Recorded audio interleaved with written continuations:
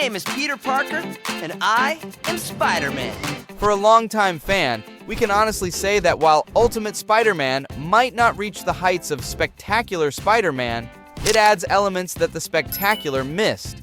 The show offers a more comedic take, staying true to Spider-Man's personality with plenty of fourth-wall jokes and humor. Despite some weak scripting at times, it introduces new heroes and villains like White Tiger, Nova, Iron Fist, Power Man, Taskmaster, the Frightful Four, and Zzzax. The animation is superior and features more Marvel heroes, It's Ultimate Deadpool! Yeah! reflecting the comics where other heroes often appear. If you can get past the silly jokes and cutaways, Ultimate Spider-Man is incredibly entertaining. However, before we begin, let's take a look at some background for better understanding of the story.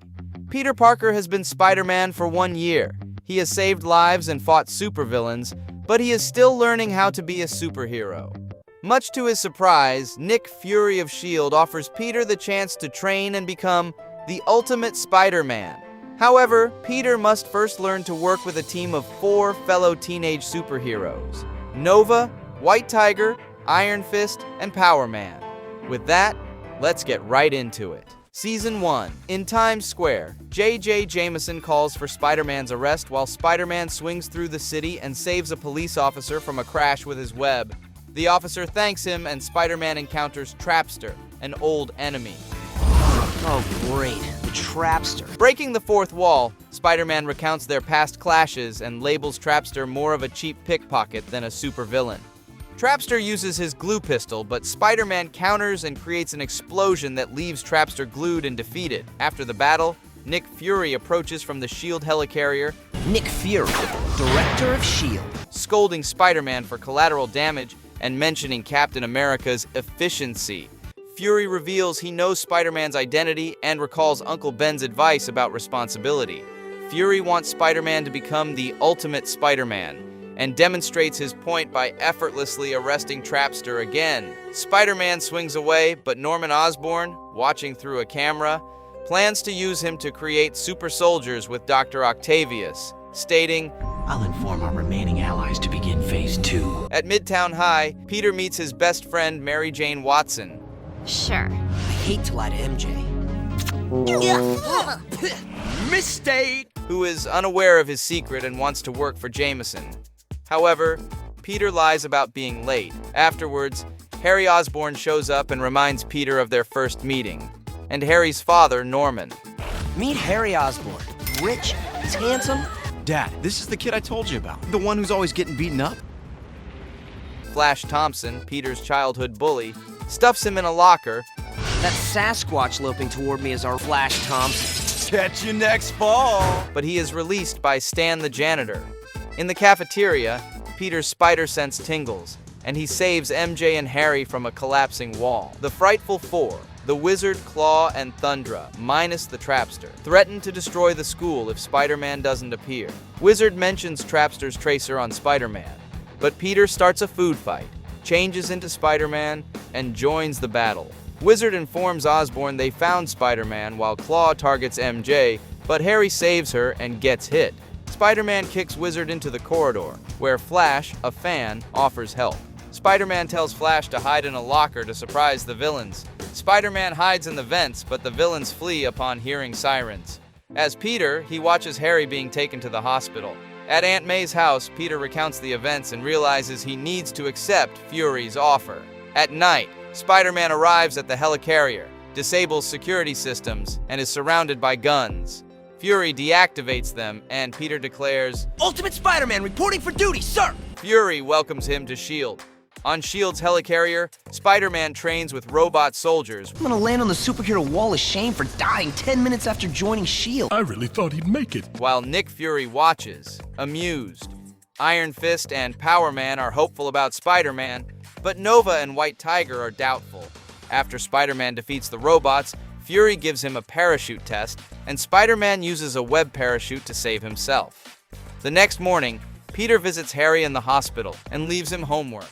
At Midtown, Mary Jane puts up signs asking Spider-Man for an interview, thinking he could be anyone. Later, Spider-Man visits S.H.I.E.L.D. and meets Dr. Kurt Connors, who shows him some tech based on his powers. Agent Phil Coulson, however, is suspicious of Spider-Man, and Fury stresses the importance of responsibility. Spider-Man tries out a new motorcycle but quickly loses control and falls off the helicarrier. Fury guides him through using the motorcycle's web shooters, and Spider-Man manages to save himself. He tests the bike around New York, almost crashing into a gasoline truck before Nova intervenes. On the ground, the four heroes introduce themselves. And I've already met Captain Buckethead. Name's Nova, creep. Nova, creep. Catchy. Spider-Man talks to Agent Coulson about his reluctance to join the team, but Fury insists he has potential and wants him to stay. Spider-Man decides to quit anyway, and later, he's ambushed and captured by the Frightful Four. Pretending to be unconscious, he attacks when the wizard mentions a client. Power Man, White Tiger, Nova, and Iron Fist arrive and defeat the villains. Back at the helicarrier, Spider-Man rejoins S.H.I.E.L.D., but prefers to work alone most of the time. Done. The next day at Midtown High, Power Man locks up Flash Thompson and announces that he and the other heroes will be attending the school. Peter discovers that Agent Coulson is the new principal and meets his new classmates. No, please. Maybe yes. Peter is in Midtown, doing a recap about his recent life when he sees Sam Alexander, also known as Nova, in his table with Harry and Mary Jane. He forces Sam to go to talk in the hallway, where Peter discusses with him about having his Peter Parker life separated from Spider-Man's. When they're about to fight, Coulson sends them to detention. There, Peter realizes it was a trick to gather the S.H.I.E.L.D. trainees using special chairs. Coulson sends them to the S.H.I.E.L.D. helicarrier, and Fury puts them to a test to battle giant robots. Spider-Man and Nova compete for who destroys more drones, but they draw. Fury, who previously said they had to pass across the room without destroying anything, makes them clean their mess. After they finish, Spider-Man shows off how many villains he has defeated, giving White Tiger an idea to prove themselves to Fury, catching one of S.H.I.E.L.D.'s most wanted. After searching the list, Nova decides they'll take down Dr. Doom. I don't really follow the news, but I think Doom is like an evil king or mayor or something. When Tiger is convincing them not to go, the jet where they are is accidentally turned on. As they approach Latveria, missiles attack them, and Nova destroys them, but they are then hit by Doombots. After defeating the Doombots, Dr. Doom appears and quickly takes down the heroes, except Spider-Man, who dodges Doom's laser blasts. Spider-Man and Nova team up to defeat Doom. Spider-Man webs Doom and flies him back to the helicarrier with the others. Upon arrival, it's revealed that Doom was actually a Doombot, which deploys 5 mini-robots. While fighting these, MJ calls Spider-Man, but he has to hang up. One Doombot damages the helicarrier's engine, causing it to lose stability, and another Doombot attacks the nuclear reactor. Spider-Man persuades Nova to use his powers to stabilize the helicarrier while the others handle the Doombots. They work together to destroy the main Doombot. Fury scolds them but acknowledges their teamwork with a smile, saying, Never again, team. Okay, that was cool, guys. But if anyone says group hug, I'll cry. As they celebrate, Doom appears on a screen, warning them he's studied them for their next encounter. When Nova heads for a jet, the others try to stop him. In New York's subway, Spider-Man uses the spider cycle to escape an Octobot, which takes a blood sample from him. Fury instructs Spider-Man via screen to use the electro mode on his web shooters. Spider-Man accidentally falls from the cycle, gets trapped on the railway, and uses himself as a conductor to electrocute the Octobot and dodge an incoming train. The robot is destroyed, and Spider-Man heads to school. At school, a mini-robot from the Octobot's wreckage begins to transform into a symbiote-like creature. Meanwhile, Peter arrives late, helped into school by Harry. At Harry's penthouse party, Peter's S.H.I.E.L.D. teammates discuss team dynamics, and Sam disparages Harry, leading to tension. Mary Jane advises Peter to mend things by inviting his teammates to Harry's party. At Harry's penthouse, Norman questions Harry about his frustrations, leading Harry to complain that Peter has changed since the new trainees arrived. After Norman leaves, Harry calls his friends over. When Peter and the trainees arrive, they find the whole school there. At Doc Ock's hideout, Osborn learns that Ock's symbiote-like creature has escaped and returned to Spider-Man. At the party, Peter tries to explain the situation to Harry, who acts like a rich, ungrateful, arrogant brat. When Peter's spider sense tingles, he heads to the bathroom, where he and Flash encounter the symbiote.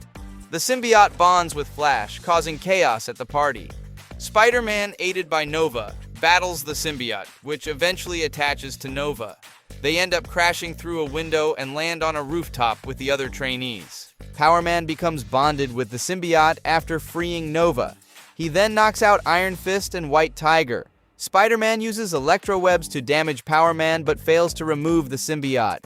After saving party guests from a falling ventilator, Spider-Man returns to the rooftop. Iron Fist frees Power Man but soon becomes bonded with the symbiote himself. During the battle, Iron Fist throws Spider-Man off the rooftop, but MJ and Harry climb to cover the fight. Iron Fist breaks free from the symbiote, while Spider-Man offers himself to it and becomes Venom. Venom fights White Tiger and Nova, sparing Harry when he sees him with MJ. Spider-Man destroys Venom with electrowebs. Osborn and the police arrive. Harry describes Peter as his best friend. That night, Osborn praises the symbiote's success and demands a new threat.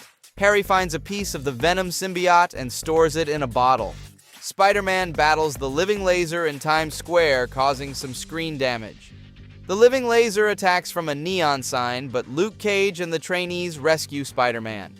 Laser grows in size after absorbing Nova's blasts and charges at the heroes. Iron Man arrives and, with help from Nick Fury, helps contain the laser, who is then defeated. Stark invites Spider-Man to Stark Industries, but Fury orders Spider-Man to avoid S.H.I.E.L.D. matters. At Stark Industries, Spider-Man tours the facility, marveling at inventions like robots and a teleportation machine, while imagining different realities. The tour concludes with Tony Stark giving Spider-Man a new Iron Spider armor. Whoa. You want to take it out for a spin? Which Spidey struggles to control. The next day, the S.H.I.E.L.D. trainees are annoyed by Spidey's new suit. That night, Fury sends the trainees to handle the living laser, leaving Spider-Man behind. Spider-Man, unable to manage the armor, crashes and damages it during the battle. Living Laser seemingly escapes, but later takes control of the suit. Iron Man, discussing Spider-Man's failures with Fury, is attacked by the possessed Spidey. Iron Man engages in a high-flying battle, using repulsor blasts before bringing Spider-Man down to the street. Laser threatens Iron Man with heating Spider-Man's suit to kill him unless Iron Man allows Laser to enter the armor.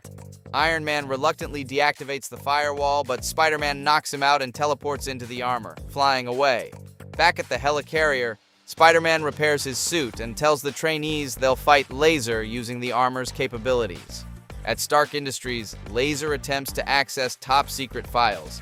Iron Fist and the trainees confront him. Despite being blasted by Laser, Spider-Man dodges and uses the Unibeam to counter Laser's attacks.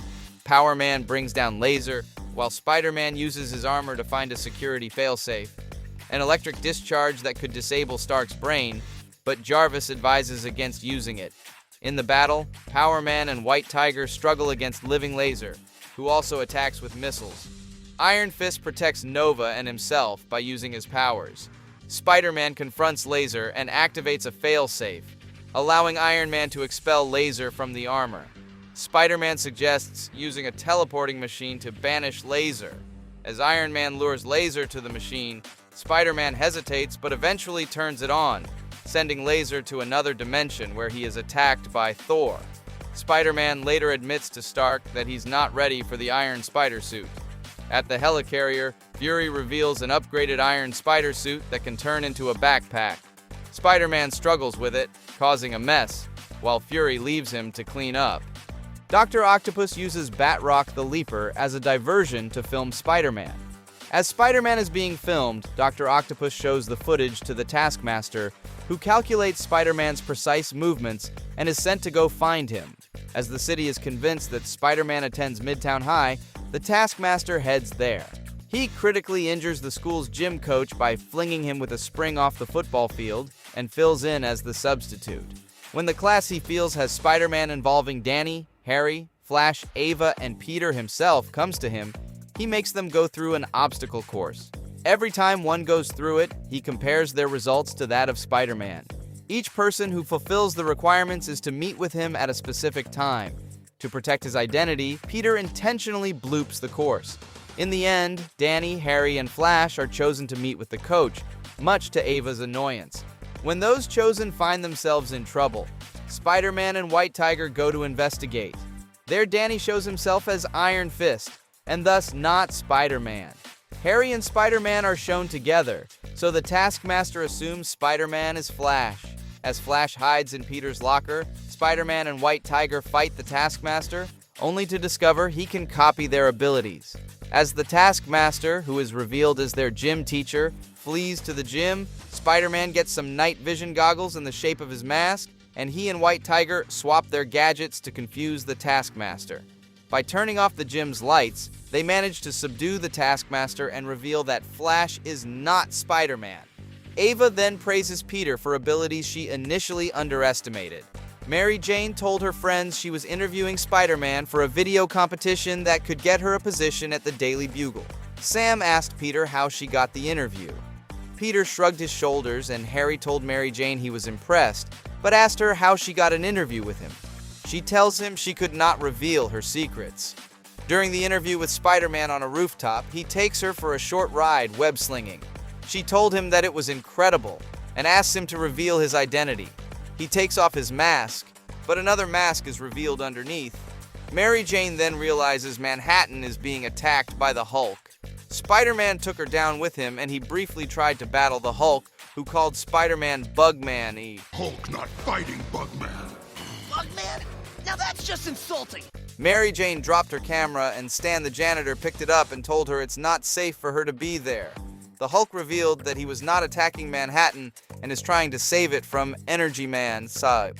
The man he described was a supervillain named Zzzax. The two superheroes team up and barricade themselves in a subway station and fight Zzzax. Hulk emerged from the battle with Spider-Man in his arms. Mary Jane asked to interview him, but he simply stated, "Hulk hates photographers." Nick Fury arrived trying to take in the Hulk, but was told by Spider-Man that the Hulk is helping save the city. Zzzax appears to be defeated, but quickly gets up and grows in size. Spider-Man then suggests giving Zzzax so much energy that the villain explodes. The city is saved when Mary Jane uses her camera as part of the energy. Spider-Man gives Mary Jane her camera film, which he managed to save, and Hulk departs as Spider-Man's smash buddy. Since the video footage displays Spider-Man as a hero, Mary Jane doesn't win the competition, but is asked by J. Jonah Jameson to get interviewed by him. Mary Jane is happy by this, but wishes Spider-Man would have revealed his identity instead of playing a joke, and Peter tells her that she one day may find out who he really is. Peter, suffering from the flu, tries to hide his Spider-Man suit when Aunt May checks on him. Meanwhile, a villain called Dragon Man attacks New York but is quickly overpowered by a new black-suited Spider-Man, whose actions bewilder Peter. The black-suit Spider-Man's fame soars, leading to J. Jonah Jameson praising him and Flash Thompson dismantling his Spider-Man shrine. Nick Fury and the trainees discuss the new hero, with Spider-Man suspecting it's Venom. Dragon Man attacks again but is defeated by the black-suit Spider-Man. Dr. Octopus and Norman Osborn investigate the black-suit Spider-Man, suspecting a Venom connection.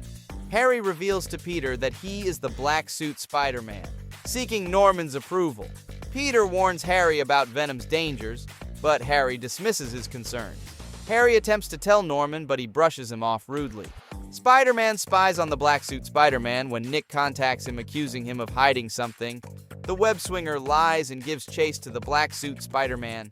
However, he runs into Dragon Man, but the black-suit Spider-Man once again easily defeats him. Spider-Man watches as his replacement starts attacking innocent bystanders. Spider-Man intervenes, prompting Venom to fully take control. Venom battles Spider-Man throughout the city, becoming more dangerous and violent. Their battle eventually takes them into Oscorp, where the hero saves Norman from Venom, and they battle to the rooftop where Spider-Man smacks Venom into an electric board, shortening the symbiote out to be destroyed. Harry then comes to where Spider-Man ponders whether to reveal his secret identity, but decides against it. Later, he is giving Nick Fury the update, who still questions how much he is revealing. The web-slinger states venom is gone for good, but a small portion of it reveals itself in Harry's ear, prompting him to scream in terror. Meanwhile, Dr. Octopus sees the battle on his monitor and removes it upon hearing Norman's arrival, who states he wants it and questions the look on Otto's face, asking him if he knows something. Octavius responds with nothing. The next day, Spider-Man's flu has been cured, but the germs have affected his team, who chase him angrily. The team goes on a field trip to the Metropolitan Museum where they view a Nordic stone. Peter is uninterested in the field trip, as every time he goes on one, he is always bitten by some animal. First a goat, then a dolphin, and finally the spider that gave him his powers. When Danny reads the rock, it causes a frost giant to appear, which they are forced to fight. Due to their weaknesses as a team, they barely survive the battle, until they are saved by Thor. Using his hammer, he freezes the giant, but he breaks free, and the two battle and take him down with his hammer. Thor finds a Norn stone around the giant's neck, which touches and turns him into a frog. Now in frog form, Throg realizes Loki is responsible and recounts his origin to the team. Throg and the team travel to Asgard via Bifrost. In the city, they find its people frozen and are attacked by a horde of frost giants. In the throne world, Loki has Throg trapped in an energy ball and taunts his brother, while Odin rests in his Odin's Leap. The team is frozen by the giants, but Iron Fist is able to find the weakness in the ice and break free before battling the giants. Nova rescues Throg and recovers his hammer, but Loki is too powerful and is forced to escape.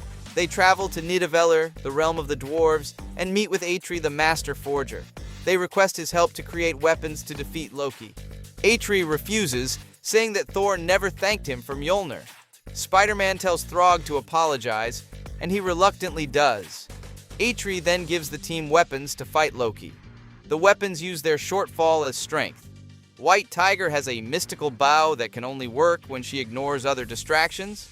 Nova has a halberd that only works with a steady hand. Iron Fist is given a short sword, forcing him to trust his instincts, and Power Man uses an axe to harness his power. Spider-Man is given nothing but the duty to lead the team and use his banter. The weapons work, and they defeat the Frost Giants. Spider-Man and Throg confront Loki, and Spider-Man pulls a trick on him to turn Thor back to normal, which Spider-Man can't believe he fell for. Thor then easily defeats Loki, but he teleports away. Back at the museum, they are given a gift of a two-headed goat. The team allows Spider-Man to have the goat all to himself, but as he reaches out to pet it, one of the heads bites his hand. Spider-Man investigates chaos in Times Square and discovers Mesmero, using his mutant powers to control people into robbing a bank. Mesmero turns the crowd against Spider-Man, who is then attacked by Wolverine, The mutant superhero Wolverine. He's got unbreakable everything. mistakenly blaming him for the chaos. After freeing some controlled people, they find and web up Mesmero. Wolverine threatens him to reverse the mind control. Nick Fury arrives with agents and takes Mesmero away. Spider-Man and Wolverine argue about handling the situation but are stopped by Fury. Mesmero is seen using his power again. At school, Peter behaves abnormally.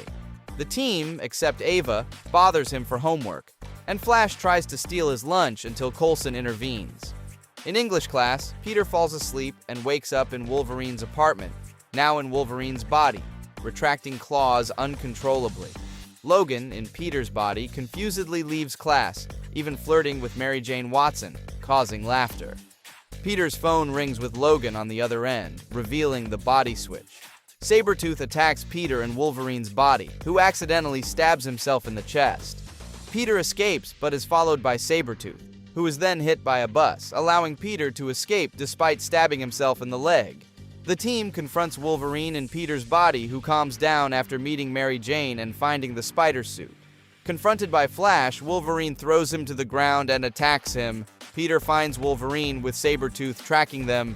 They figure out the body switch, but Sabretooth plans to kill them. Wolverine in Peter's body kicks Sabretooth into a bus. Peter asks Wolverine to wear the Spider-Man costume to protect his identity. Wolverine reluctantly dons the costume, struggling with the mask and web shooters, swinging into a building. Peter, in Wolverine's body, holds Sabretooth, while Wolverine in Peter's body knocks him out. They force Mesmero to reverse the switch. Wolverine and Spider-Man reconcile on the helicarrier as Wolverine steals a Quinjet. Spider-Man heads back to school but runs out of web fluid, falling flat on the street. Batroc, during another crime, is stalked by a shadowy figure he believes is Spider-Man, and after a few near misses, Batroc surrenders, only to be mortally attacked. Peter at home receives a message from Nick Fury. When Peter went downstairs, he heard on the news about Batroc's beating as J.J. Jameson badmouths the wall crawler. Peter, who did not attack Batroc, believes that Harry Osborn attacked him in the Venom symbiote. Peter confronts Harry about Venom, but he claims he has no knowledge of the attacks. Spider-Man is still suspicious as Harry looks severely tired and stressed. Nick Fury believes Peter knows more than he does, but he refuses to say it. Instead, Spider-Man follows Harry on the spider cycle to Oscorp. Norman Osborn contacts Octavius and orders him to retrieve Venom. Harry confronts his father and says he needs to talk to him, but Norman says he is too busy at the moment, like he always does. Furious, Harry reveals he is Venom, much to Norman's joy.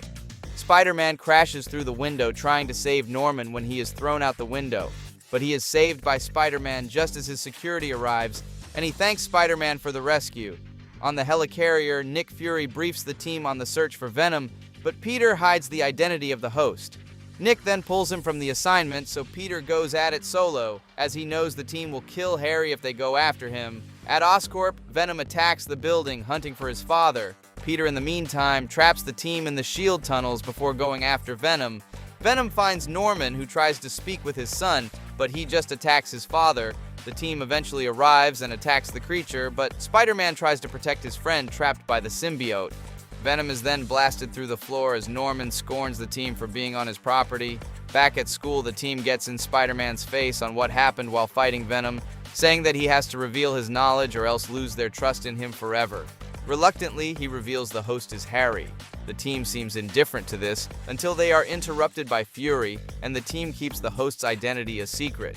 Spider-Man goes to the lab to create a kind of anti-venom as the team hunts down Venom.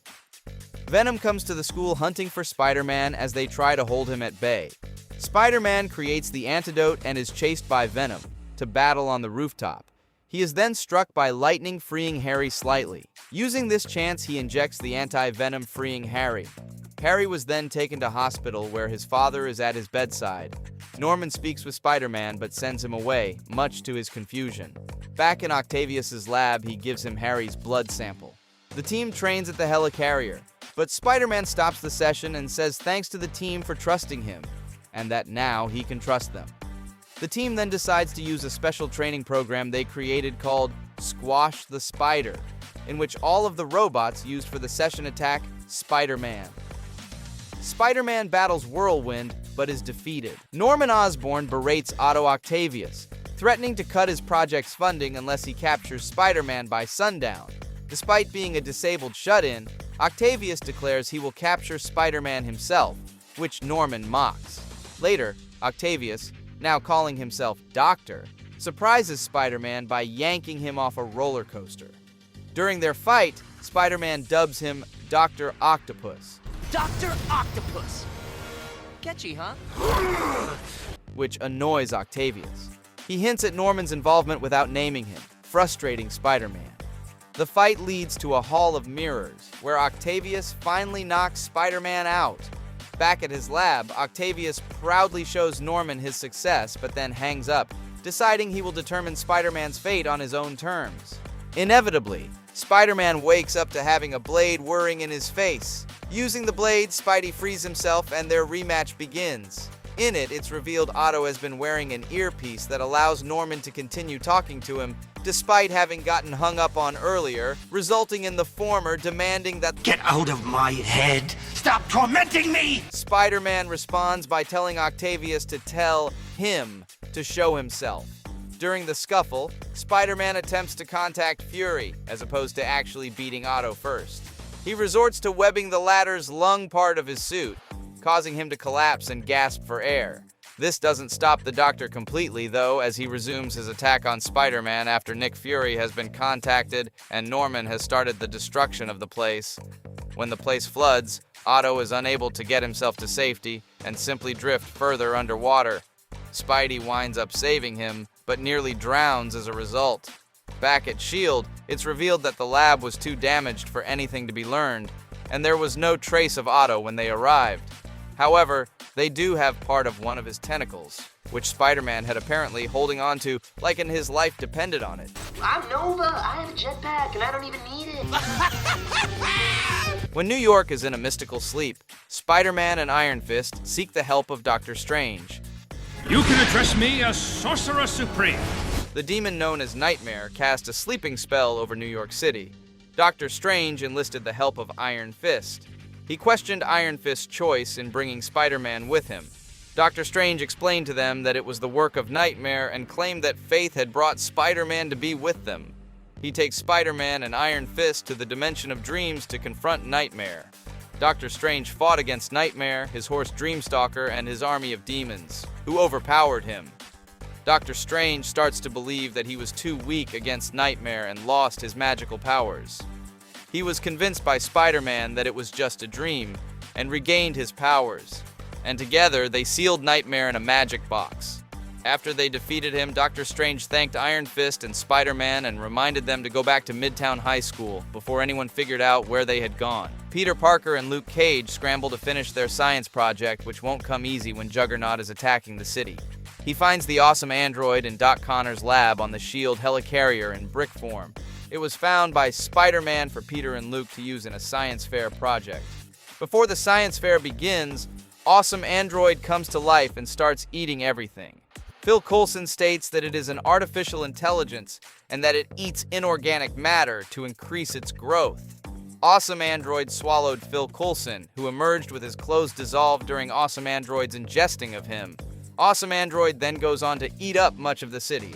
While Power Man and Nova stop the train, Spider-Man, Iron Fist, and White Tiger fight Awesome Android. The fight with Awesome Android is crashed by Juggernaut as Awesome Android stubs his toe on Juggernaut. Awesome Android then eats Juggernaut and ejects him with his clothes having been dissolved by Awesome Android. Upon absorbing some of Juggernaut's powers, Awesome Android screams at the sight of Spider-Man and tries to stomp on him. During the fight, Spider-Man and his team discover that Awesome Android contacts are too cold as it causes him to shrink. While Iron Fist tries to tap into Awesome Android's powers, Spider-Man and Power Man use Nova and White Tiger's ice-making experiment as Power Man throws Spider-Man and the science fair experiment into Awesome Android, which causes Awesome Android to be dissolved back into its harmless form. Awesome Android is then reclaimed by S.H.I.E.L.D. and his Zodiac soldiers have taken over the S.H.I.E.L.D. helicarrier as the Zodiac capture Spider-Man. Scorpio tells Spider-Man that Nick Fury is dead. No! Scorpio states that this is the beginning of Zodiac's new orders as he tries to convince Spider-Man that Nick Fury has lied to him.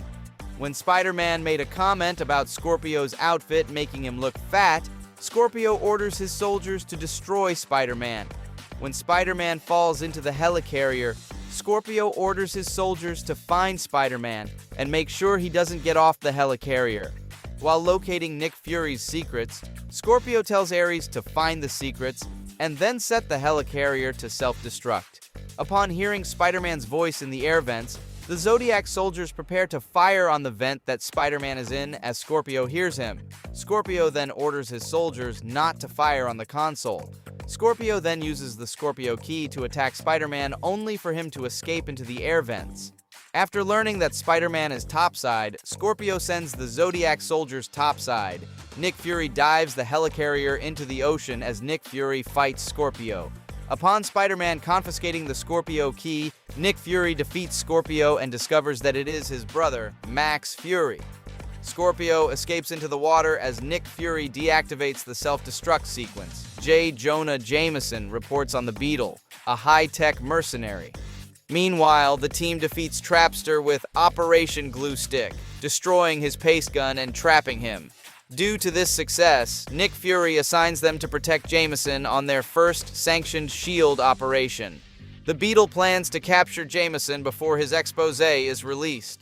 Security footage shows the Beetle releasing MODOK and providing stolen tech to Dr. Doom. The team boasts about defeating the Beetle until Mary Jane Watson informs Peter of her job interview with Jameson. Despite their efforts to keep her away, Mary Jane talks her way past them. The Beetle's drones knock out the team members. Mary Jane decides to take the stairs, annoying Peter. In Jameson's office, Peter's spider sense triggers, leading him to change into Spider-Man. As Mary Jane interviews, Spider-Man battles the Beetle, who uses missiles to destroy the reception area. Using his webbing, he flings him out the window, only to be dragged behind as the Beetle uses his jetpack. Spider-Man is knocked back into the building, and the Beetle plans to blast Jameson's door, but the team arrives just in time to help. 5 against 1, he prepares to launch all his weapons. The team struggles to fight him until Spider-Man forms a plan inspired by the Trapster, using an Operation Glue Stick, which goes wrong. Nova is chased by a heat-seeking missile. The missile is aimed at the Beetle, trapping him in the realm of paper, which he destroys. When he reaches Jameson's office, he only finds Jameson on the television screen, reporting from a secret location. The team takes the Beetle away, while Spider-Man changes back into Peter. Nick Fury knocks out the Daily Bugle feed to allow Peter some peace away from Jameson's constant harassment. Peter Parker is woken by a phone call from Nova urgently asking for help. He suits up, rushes outside, trips on snow, and falls in front of the team, who were with Nova. They reveal there is no threat. They were sent to pick him up for a mission. Ordered to winter training at ICE, they disregard Nick Fury's command and use S.H.I.E.L.D.'s database to travel to a Caribbean island for a vacation. The team enjoys activities like sand sculpting and tetherball, with White Tiger winning using her acrobatic skills. When Peter retrieves a ball that lands further onto the island, he encounters a boy named Sandy. Peter and Luke sense something is off when their feet become trapped in the sand. Sandy told the group to follow him. The boys insisted on leaving him and getting off the island, but White Tiger told them that it was their obligation to help him. White Tiger tries to ask Sandy a few questions before he ran off and told them they're playing hide and seek. They encounter Sandy's older brother, Flint, and the team decides things are getting strange. They go to their jet to get off the island. However, before they could leave, they are confronted by Sandy. Sandy became mad at them because he insisted all he wanted was for someone to play with him. He then turns into sand and takes their jet. The 5 are chased off into a maze where Spider-Man discovers that S.H.I.E.L.D. had left Sandman on the island. They finally escape on the jet as a giant Sandman tries to grab them on their way to New York. Nick Fury contacts them, telling them not to land. Sandman had hitched a lift and was now on the frozen river heading towards New York. They defeat the Sandman, and he is then kept in a container that keeps moving, preventing him from reforming and escaping. The Wrecking Crew has set Manhattan as their base for collateral damage as Spider-Man, Iron Fist, Power Man, White Tiger, and Nova battle against them, resulting in a chaotic, destructive battle. Eventually, they wreck a building nearby a bank and flee the scene with an explosion as their cover. Nick Fury arrives on the helicarrier annoyed that they have caused too much damage while fighting. But Spider-Man and the team attempt to tell him their theory that the Wrecking Crew attacked for a bigger plan and not to just cause mayhem. Nick then assigns them to work undercover as damage control employees. Spider-Man meets Mac Porter, who tells Nick they'll be in good hands as they start to work. J. Jonah Jameson exclaims how Spider-Man is finally being straightened out and how they're recording it. Trying to avoid work, Spider-Man picks up a shrink ray, but accidentally shrinks Nova. The web slinger tries to convince his team to help him look for any signs or clues, but they decline. Mac Porter then announces the building near the bank is unstable, and no one is permitted inside until he says so. Spider-Man ignores his rules and heads inside, where he uncovers a hole that leads into the bank.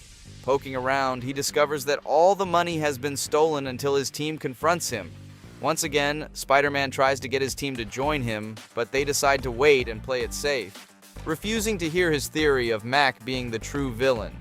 That night, Spider-Man sneaks into Mac Porter's room at Damage Control headquarters using a stealth suit. There, he attempts to prove that the leader is behind the plot, but winds up short-handed. Nova uncovers himself, stating he came along to make sure Spider-Man didn't cause any more trouble. The two head to the roof when a huge crate filled with money suddenly appears before them. 4 damage control workers head up, but Spider-Man accuses them of being muscle for Mac, but they reveal themselves as the Wrecking Crew. Spider-Man connects the dots and discovers the Wrecking Crew purposely damaged the city to attract the damage control. Then, They will pose as workers and shrink the money with a shrink ray. The web-slinger turns on his stealth suit until the wrecker breaks the device, prompting Spider-Man to flee, but the wrecking crew hitchhike on the web and smash into a building. Power Man saves him, and Nova reveals he gathered the team to fight. The five severely weaken the wrecking crew while causing very minimal damage. However, the four villains regroup and attempt to destroy the damage control headquarters. Mac Porter arrives with a bulldozer that scoops up the villainous team where Spider-Man webs them up, and the leader shrinks them to a miniature size. He congratulates the five on a job well done, and reminds them Daily Bugle Communications has been filming, meaning Nick Fury saw them in action. Even so, J. Jonah Jameson believes Spider-Man the menace he thinks he is. Later, Mac Porter confronts Spider-Man about breaking into his office, but states there was no harm done. Nova finally unshrinks, and Nick Fury announces they're officially S.H.I.E.L.D. trainees again, but causes a lot of damage, which leads to Spider-Man handing Nick a device to clean up his mess, stating, The best damage is no damage at all. when Spider-Man finds a downed space pod, the Hulk emerges from it with a phalanx droid attached to it. Spider-Man sends the picture of the phalanx droid to Nick Fury, who then tells Spider-Man not to let it touch him. Spider-Man webs off the phalanx droid after it placed some strange barb device on Hulk.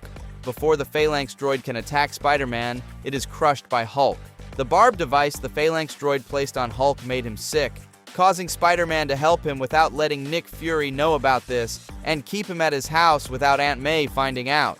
Hulk mentioned to Spider-Man that the phalanx had attacked him while he was sleeping and he escaped from their ship when there were too many of them. After Spider-Man gets the device off of Hulk, he discovers that the device that was on Hulk is composed of living metal, and it sends a signal to the phalanx alerting them where they can find Hulk. Hulk recovers, and Spider-Man tells him that they have gotten the phalanx away from the suburbs without touching them. Spider-Man and Hulk follow a phalanx to a warehouse where they find the phalanx had been using Hulk's tissue to make stronger phalanx soldiers. Spider-Man and Hulk had to attack the phalanx with non-organic stuff. Hulk then attacks the phalanx while heading towards the alien device that was making more phalanxes with his smashing, just as Nick Fury and S.H.I.E.L.D. arrive. Just before picture day at Peter's school, Loki gets his revenge on Spider-Man by turning him into a pig, also known as Spider-Ham.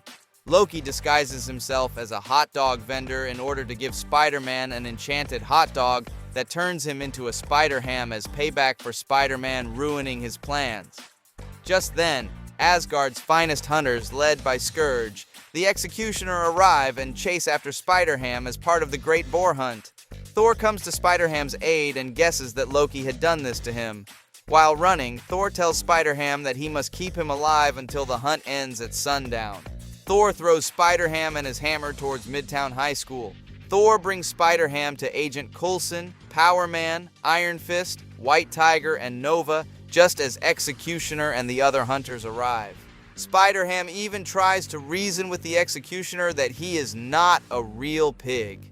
Agent Coulson arrives where he and Thor hold off the hunters while the others get Spider-Ham out of there. While on the helicarrier, Nick Fury helps to protect Spider-Ham when the wolves that the hunters ride on sprout wings and attack the helicarrier.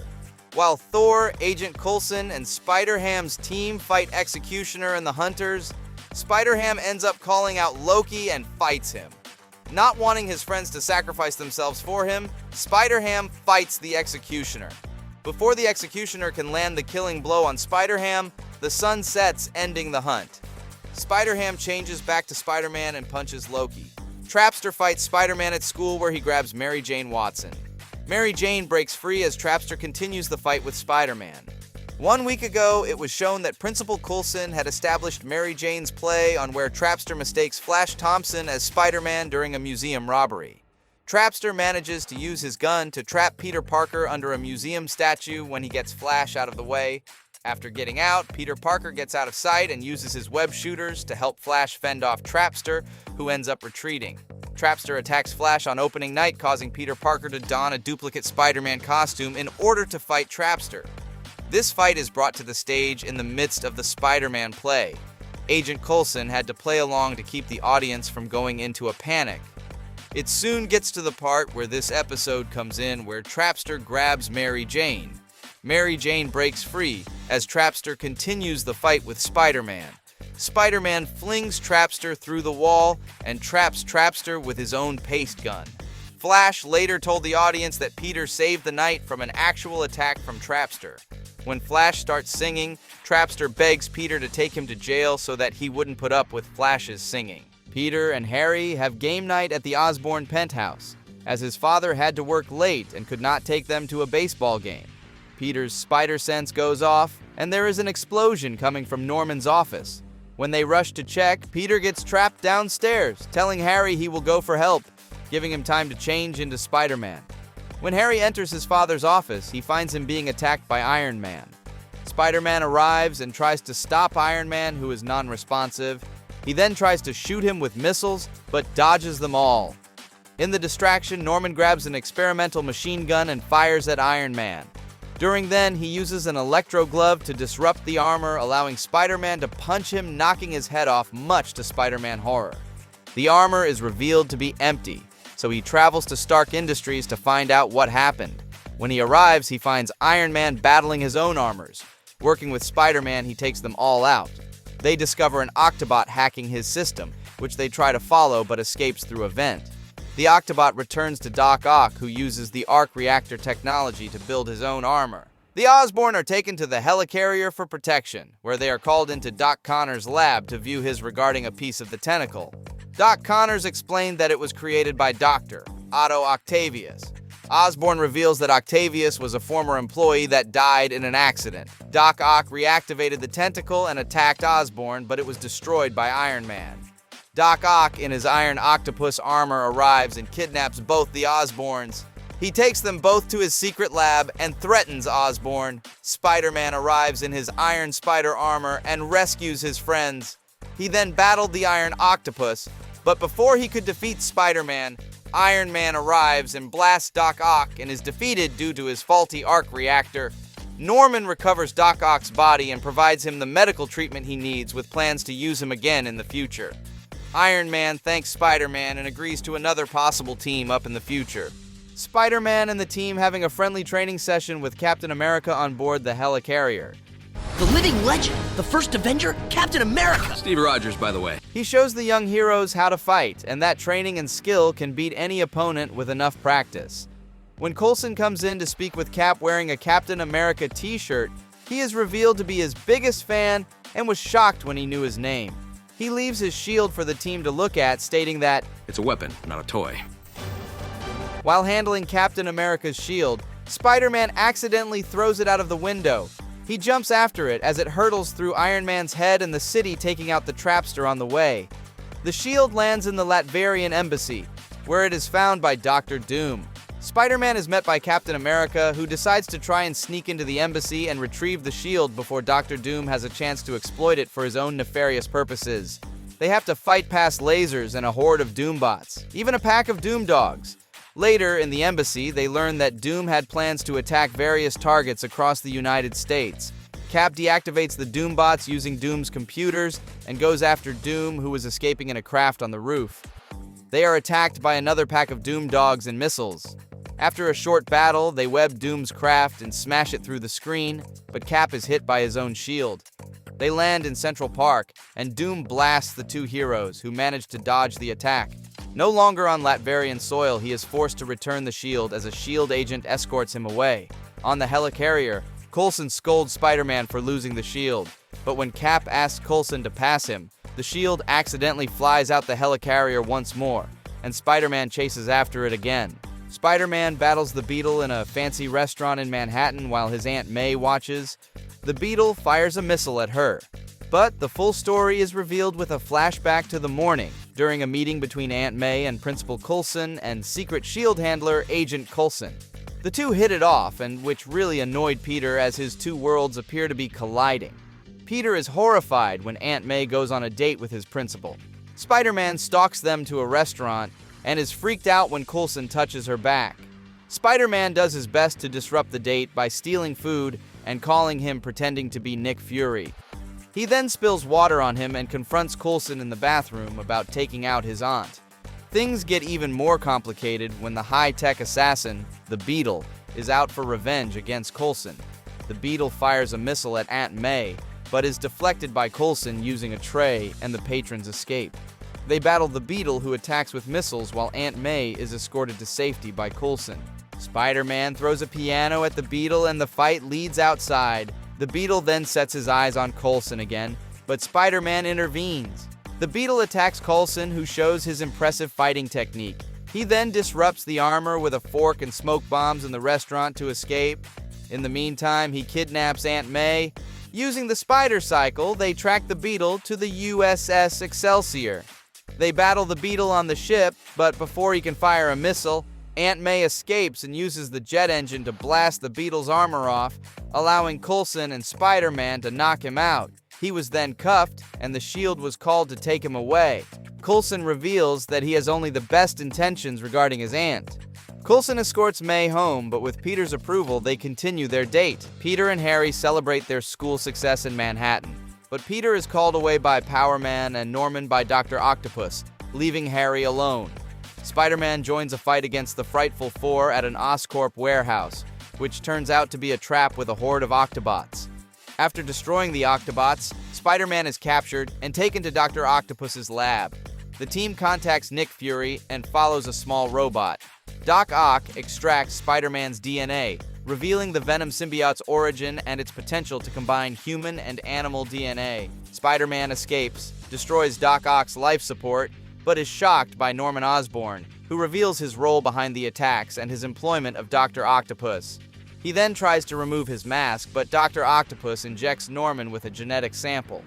The team continues to follow the robot, but it moves slowly, so Nova zaps it, causing it to overload and move at increased speed. Norman transforms into a green goblin-like creature while Spider-Man is still trapped.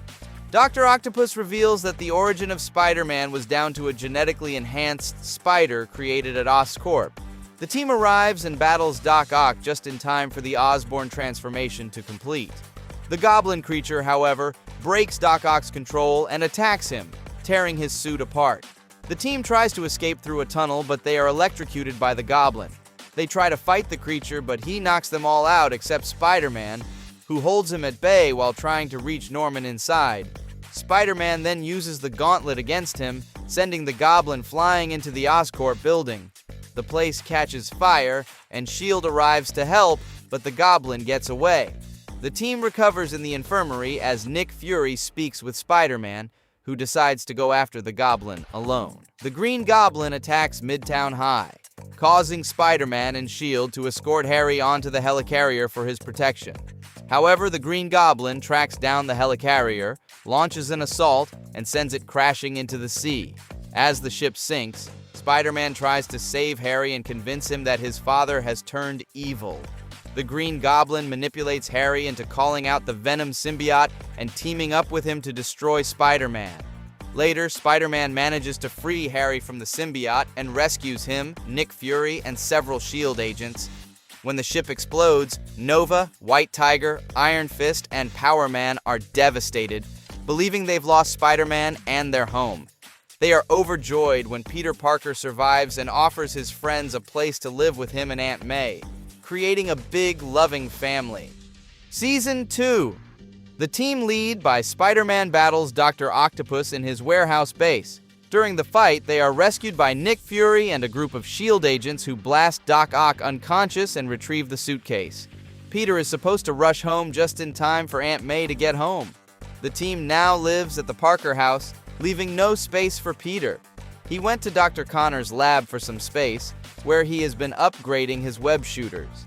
Doc Connors had lost his arm in a previous fight with the Goblin. Doc Connors reveals that the suitcase contained genetic samples allowing for the creation of animal-human hybrids. They are attacked by Octobots, but during the fight, Doc Connors injects himself with the lizard DNA, allowing him to grow a large reptilian-like arm. They defeat the robots, but the DNA continues to mutate, transforming into the lizard. The lizard tracks down Doc Ock and tries to kill him, but Spider-Man intervenes, but he is slowly becoming more beast-like. The lizard and Spider-Man fight across the city, all the way to Doc Ock's old lab. Spider-Man uses the equipment to work on a cure. As the team arrives to battle the lizard, Spider-Man injects him with the cure, and Doc Connors returns to normal again minus his arm. The team then had to rush home for dinner, which had been prepared by Sam.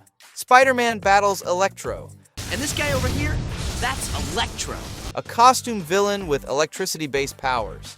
During the fight, he smashes Electro into one of the Daily Bugle's television screens, and Electro shocks him with the electric webbing. The process appears to vaporize him. When Peter returns home, the team is distracted using various electrical devices, but when the power goes out, they view a message from Electro, who has turned off all the power in the city. They rush to the spider cycle, but have no power either. Nova, using his power, pushes the team on the bike into the city, only to crash on the way. It is then up to Power Man to push the bike the rest of the way. Electro then possesses the bike, causing the power to step up and ride out of control. When they get off the bike, they are confronted by a crowd of people who blame Spider-Man for the blackout. On the bridge, Batroc the Leaper is using this as an opportunity to steal from the trapped vehicles on the bridge, but he escapes. They use a cable car to travel across the bridge, pushed by Nova, but Electro takes control, sending them crashing to the station, but they are able to jump out just a moment before. Electro takes control of a bus, but Nova and Power Man are able to stop it before it crashes. Electro arrived in his new form and zapped the team. The team battled Electro as he stole from ATMs until Nova asked him why he wasn't stealing from banks. Electro, with his new plan, attacks a nearby bank vault. He then takes over the Daily Bugle communications satellite and now appears to be everywhere. When Batroc comes out of a jewelry store, Spider-Man webs him up. The team starts to notice the more Electro divides himself, the more confused he becomes. They cause him to split into so many times that he is returned to his human form, allowing Spider-Man the opportunity to knock him out. The team then learns from the adventure and decides to have an electricity-free evening. Electro, Spider-Man, and Power Man battle the Rhino as he attacks an Oscorp facility. After a short battle, Rhino easily defeats the pair and escapes. The duo return to school just in time to see Flash Thompson bullying another student, Alex O'Hearn, as he puts him in a trash can and steals his homework. Peter helped him out of the can and offered to hang out with him sometime, but he rejected it as Alex believed he was only doing this out of pity. The Rhino's next crime is stealing from a train delivering equipment to Oscorp. During the battle, Power Man's arm is damaged and they are forced to make a retreat to a nearby Quinjet, piloted by Agent Coulson, whose team takes Power Man away for medical treatment. At school the next day, Flash discovers his car had been crushed, and out of anger begins to bully Alex again. Alex drinks the Rhino formula and mutates into the Rhino, and goes after Flash. Spider-Man tries to stop him. He goes to Flash's house, which is an abandoned gas station. Spider-Man protects Flash and fights the monster, and it is then that Flash learns the creature is Alex. Power Man arrives to help, and together they knock him out and he returns to normal. Flash tries to apologize, but it is too late, and Alex is taken into S.H.I.E.L.D. custody. The team, in a training session, battles White Tiger, who suddenly becomes more aggressive. This is due to the sound of tribal drums. She attacks a restaurant and begins eating the food. The team fights her, and she finally comes to her senses. The man controlling her is revealed to be Kraven the Hunter. Now, in her feral state, the team tries to help. Spider-Man visits Agent Coulson for advice. Coulson reveals her origin. She is the daughter of the last White Tiger, a hero powered by the White Tiger amulet. The amulet allows the wearer to gain the powers of the White Tiger. After his death, she inherited the power and is forced to remain disciplined to control her wild side. The team is kidnapped and drugged. Spider-Man and White Tiger track them down and rescue them, only to be confronted by Kraven. It is revealed that Kraven killed her father to gain the amulet. Using his advanced hunting equipment, Kraven attacks. The duo tries to escape, but he cuts the amulet from his belt. Using the amulet, he takes on a bestial form and the power of the White Tiger. Kraven is led into a zoo and into an area that contains actual white tigers. Spider-Man attaches his web shooter to Kraven's back, which explodes, covering him in web. He is then attacked by White Tiger, who retrieves her amulet, reverting him back to normal.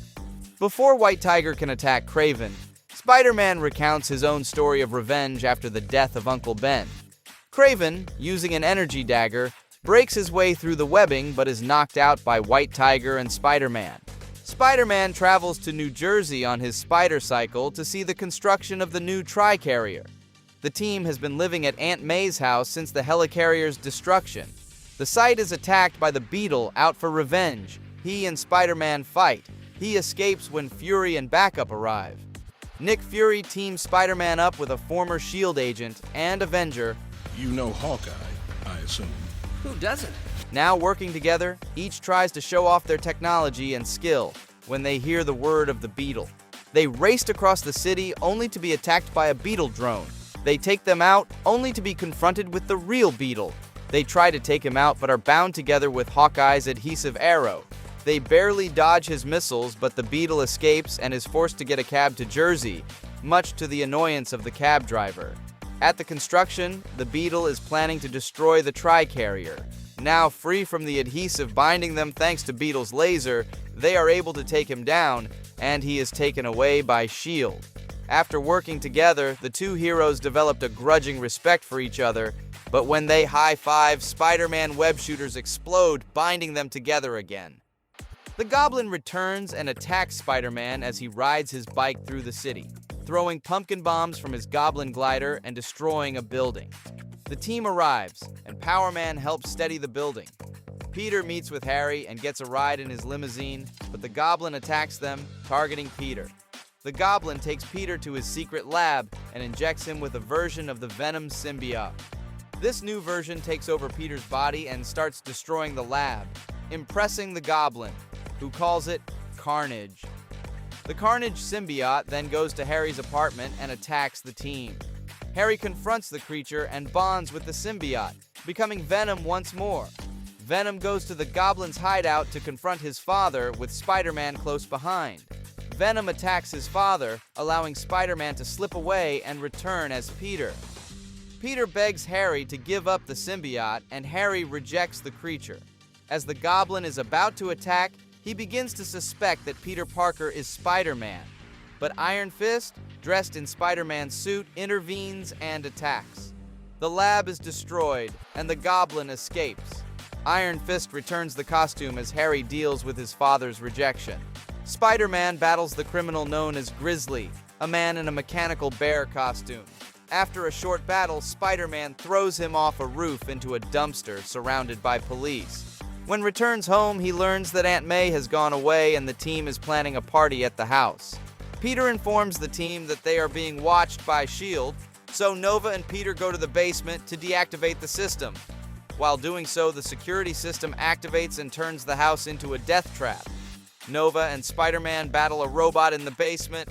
As the party guests led by Flash become frustrated outside, the team battles all the traps and systems, destroying the robot on the way now, freeing Flash that informs that all the guests have left. Once outside, the house collapsed with Aunt May on her way. At that moment, 4 S.H.I.E.L.D. helicopters bring a replica house and drop it in place, and after 1 or 2 minor touches, everything is back to normal, just in time for Aunt May's return. The team trains on the Tri-Carrier against a life model decoy based on Captain America, in a hologram chamber resembling WU2. During the fight, the LMD switches to appear as Juggernaut, and the surroundings resemble Latveria. They defeat the LMD, but are met by Nick Fury, who is also a LMD. They then take out that one. Agent Coulson arrives, and Nova also thinks it's another LMD, but is stopped just in time. It was then the sirens went off when a message from J.J. Jameson comes over the system requesting for help to rescue his son, who has disappeared on a mission working on the moon. The Tri-Carrier splits and they travel to space on the Astro Carrier on a mission to the moon. The team arrives at the base, beaten there by Nova, whose suit can survive in space. The base has been wrecked with claw marks everywhere. On their investigation, they find John Jameson. He told them he blacked out before the attack. Jameson then took them to an archaeological dig where they found strange crystals. They had been placed there thousands of years ago. It is revealed that one of the stones is attached to Jameson's chest, transforming him into a wolf-like creature. The team then battles the man-wolf, who slowly destroys the base. They escape to their craft, but the man-wolf follows, not affected by the lack of oxygen or environment. The craft now destroyed, they battle the creature on the moon surface and try to reach John Jameson inside. They destroy the Godstone, But instead of reverting back to normal, he becomes a human-wolf hybrid and left in a coma. Jameson scolds Fury and the team for their failure to return his son safe and sound. Spider-Man battled Juggernaut as he tried to eat a hot dog. With no way to stop him, he attached a spider tracer to his helmet. This is a new device he developed so he can track criminals. As Juggernaut was about to attack Spider-Man, Iron Man appears and blasts him, but he just keeps running straight into a building. As it collapses, the two try to stop the fall. Spider-Man tries to use his tracer to track Juggernaut, but being a prototype, it does not work. Spider-Man goes to Stark Industries, but the employees are being attacked by robotic arms and other machines. It is revealed they were being controlled by Michael Tan, who was a disgruntled employee at Stark Industries, who was fired after Tony Stark rejected his technopathic devices. Michael swears he will get his revenge on Stark and activates his latest creation, which seemingly vaporizes him. Unknown to Stark and Spider-Man, Michael's molecules had been dispersed, and his consciousness found a new host in one of Spider-Man's spider tracers. During a second battle with the Juggernaut, the spider tracers begin to rapidly multiply, and Michael makes this fluid-like collection of spider tracers his new body. Michael, now calling himself Swarm, attacks Spider-Man and Iron Man, destroying the Hall of Armor in the process. Swarm is only defeated after the two heroes fly through the villain's mouth, and Spider-Man neutralizes the spider tracers. The team investigates the remains of something that crashed into the Hudson River. They find the Asgardian weapon known as the Destroyer. When Spider-Man touches the Norn Stone on its chest, the team is transformed into miniature, childlike versions of themselves. They were taken to the helicarrier, and tests were performed on them. Nick Fury, with no other options, was forced to put the team in daycare and monitored by nanny bots with Agent Coulson's face. There, they meet another little boy with snot coming out of his nose. The boy is revealed to be Loki out for revenge, but they are rescued by Thor, who had also been transformed into a child. The team escaped daycare only to be attacked by the Destroyer armor. Nick Fury orders the team to leave in a Quinjet, which is destroyed and is forced to parachute to a rooftop. Loki then possesses the Destroyer as the battle leads to a nearby toy store. They are able to retrieve the Norn Stone, and with Loki released from the armor, they transform him to a childlike form and return themselves back to normal. Spider-Man was being trained by Iron Fist on the Brooklyn Bridge to improve his fighting techniques without the aid of his web shooters. Iron Fist bests Spider-Man in every attack, until a mist covers the bridge and Iron Fist saves Spider-Man from an incoming dagger, which was so fast it almost didn't set off his spider sense. They battle a ninja, but when Spider-Man retrieves his web shooters, he attaches the assassin to a nearby truck and is dragged away. An elderly monk appeared, and Danny said thank you and goodbye and left in a limousine. Spider-Man, confused, followed his friend to an airport as see Danny get onto a Rand Industries jet. It is then he realized that Danny's family was rich. There were signs, but he had just ignored them. Spider-Man hitches a lift and ends up in the hidden city of Kunlun. He is attacked by the Scorpion, a fellow student of Kunlun Monastery, who threatens the outsider, but Danny stops the fight. They entered the monastery where Danny tells Spider-Man of his origin, of defeating Shou-Lao and gaining the Iron Fist. He only went out into the world for a year to say his goodbyes, as he was to be the new ruler of Kunlun. But he used that time to join the team to help battle for good. He now must take part in a test to prove his worthiness, but before it could begin, he is poisoned, which blinds him. Danny chooses Spider-Man as his proxy to take part in the test for him. The tests are created to test the warrior's skill as well as spirit. After a few near misses, they reach the end. The Scorpion falls victim to the last trap, believing himself the victor. Spider-Man rescues him, but the Scorpion betrays him and seizes the throne for himself. But he had really lost, and Spider-Man claimed the victor with Danny's position as leader assured. The Scorpion attacks, but is easily bested by Danny in battle. Danny now gains the powers of 2 Iron Fists. As he says goodbye to Spider-Man, the Master allows Danny to return with his friend, allowing him another year in the outside world. Spider-Man tries to give the Master a fist bump as gratitude, but is thrown out of the temple. As Spider-Man battles Batroc the Leper on the Manhattan rooftops, he is continually distracted by J.J. Jameson, who as always bad-mouthed Spidey, calling him a menace. But when he webs up Batroc, he is attacked by a mob of people who are fed up with Spider-Man. Nick Fury contacted him on his communicator, ordering him to the Tri-Carrier. S.H.I.E.L.D. planned to use the mutant criminal Mesmero to enter the Hulk mind, increasing his intelligence so he can now be a force for good. The procedure, however, went wrong, and he tries to take over the Hulk's mind, but Spider-Man jumps on and removes the device, stopping the procedure, but blacked out. When Spider-Man came to, he was in the Hulk body and struggled to handle the powerful body. He confronted Mesmero, but he fell into his cell, realizing the mutant criminal. He was then attacked by S.H.I.E.L.D. agents and a mandroid, believing the Hulk is loose and attacking them, but he was able to escape the Tri-Carrier. Elsewhere, the Hulk woke up in Peter's body just as confused, but Aunt May ignored his antics and took him to school, where he was forced to take a test.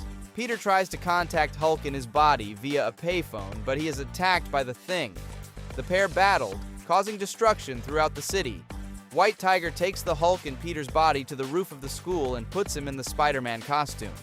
The three heroes battle again, which leads them to the Brooklyn Bridge.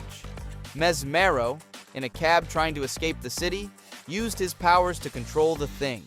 The Thing was freed from his control, and the Hulk grabbed Mesmero, forcing him to reverse the mind swap.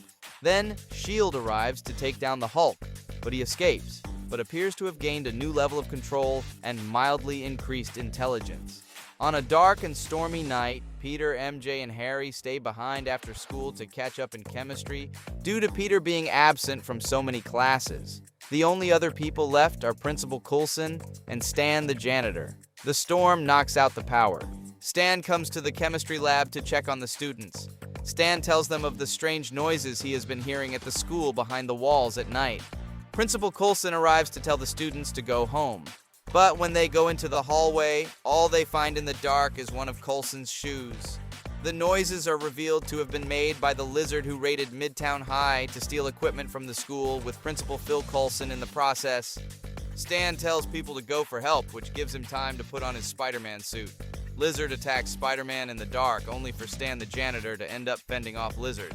While in the boiling room, Spider-Man is attacked by Lizard and fights him until Lizard captures Harry Osborn as well when he gets in the way of a tech panel. Spider-Man then enters the tunnels beneath Midtown High Schools to follow Lizard into the abandoned subway tunnels until Lizard floods the tunnel and makes off with Mary Jane Watson. Spider-Man and Stan the janitor follow Lizard to the maintenance room, where Lizard has assembled a machine with Harry Osborn and Phil Coulson tied up. The machine was created to stabilize his brainwaves, allowing him to think clearly.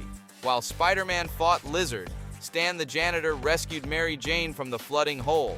Spider-Man tries to reason with Lizard until Mary Jane breaks free from him.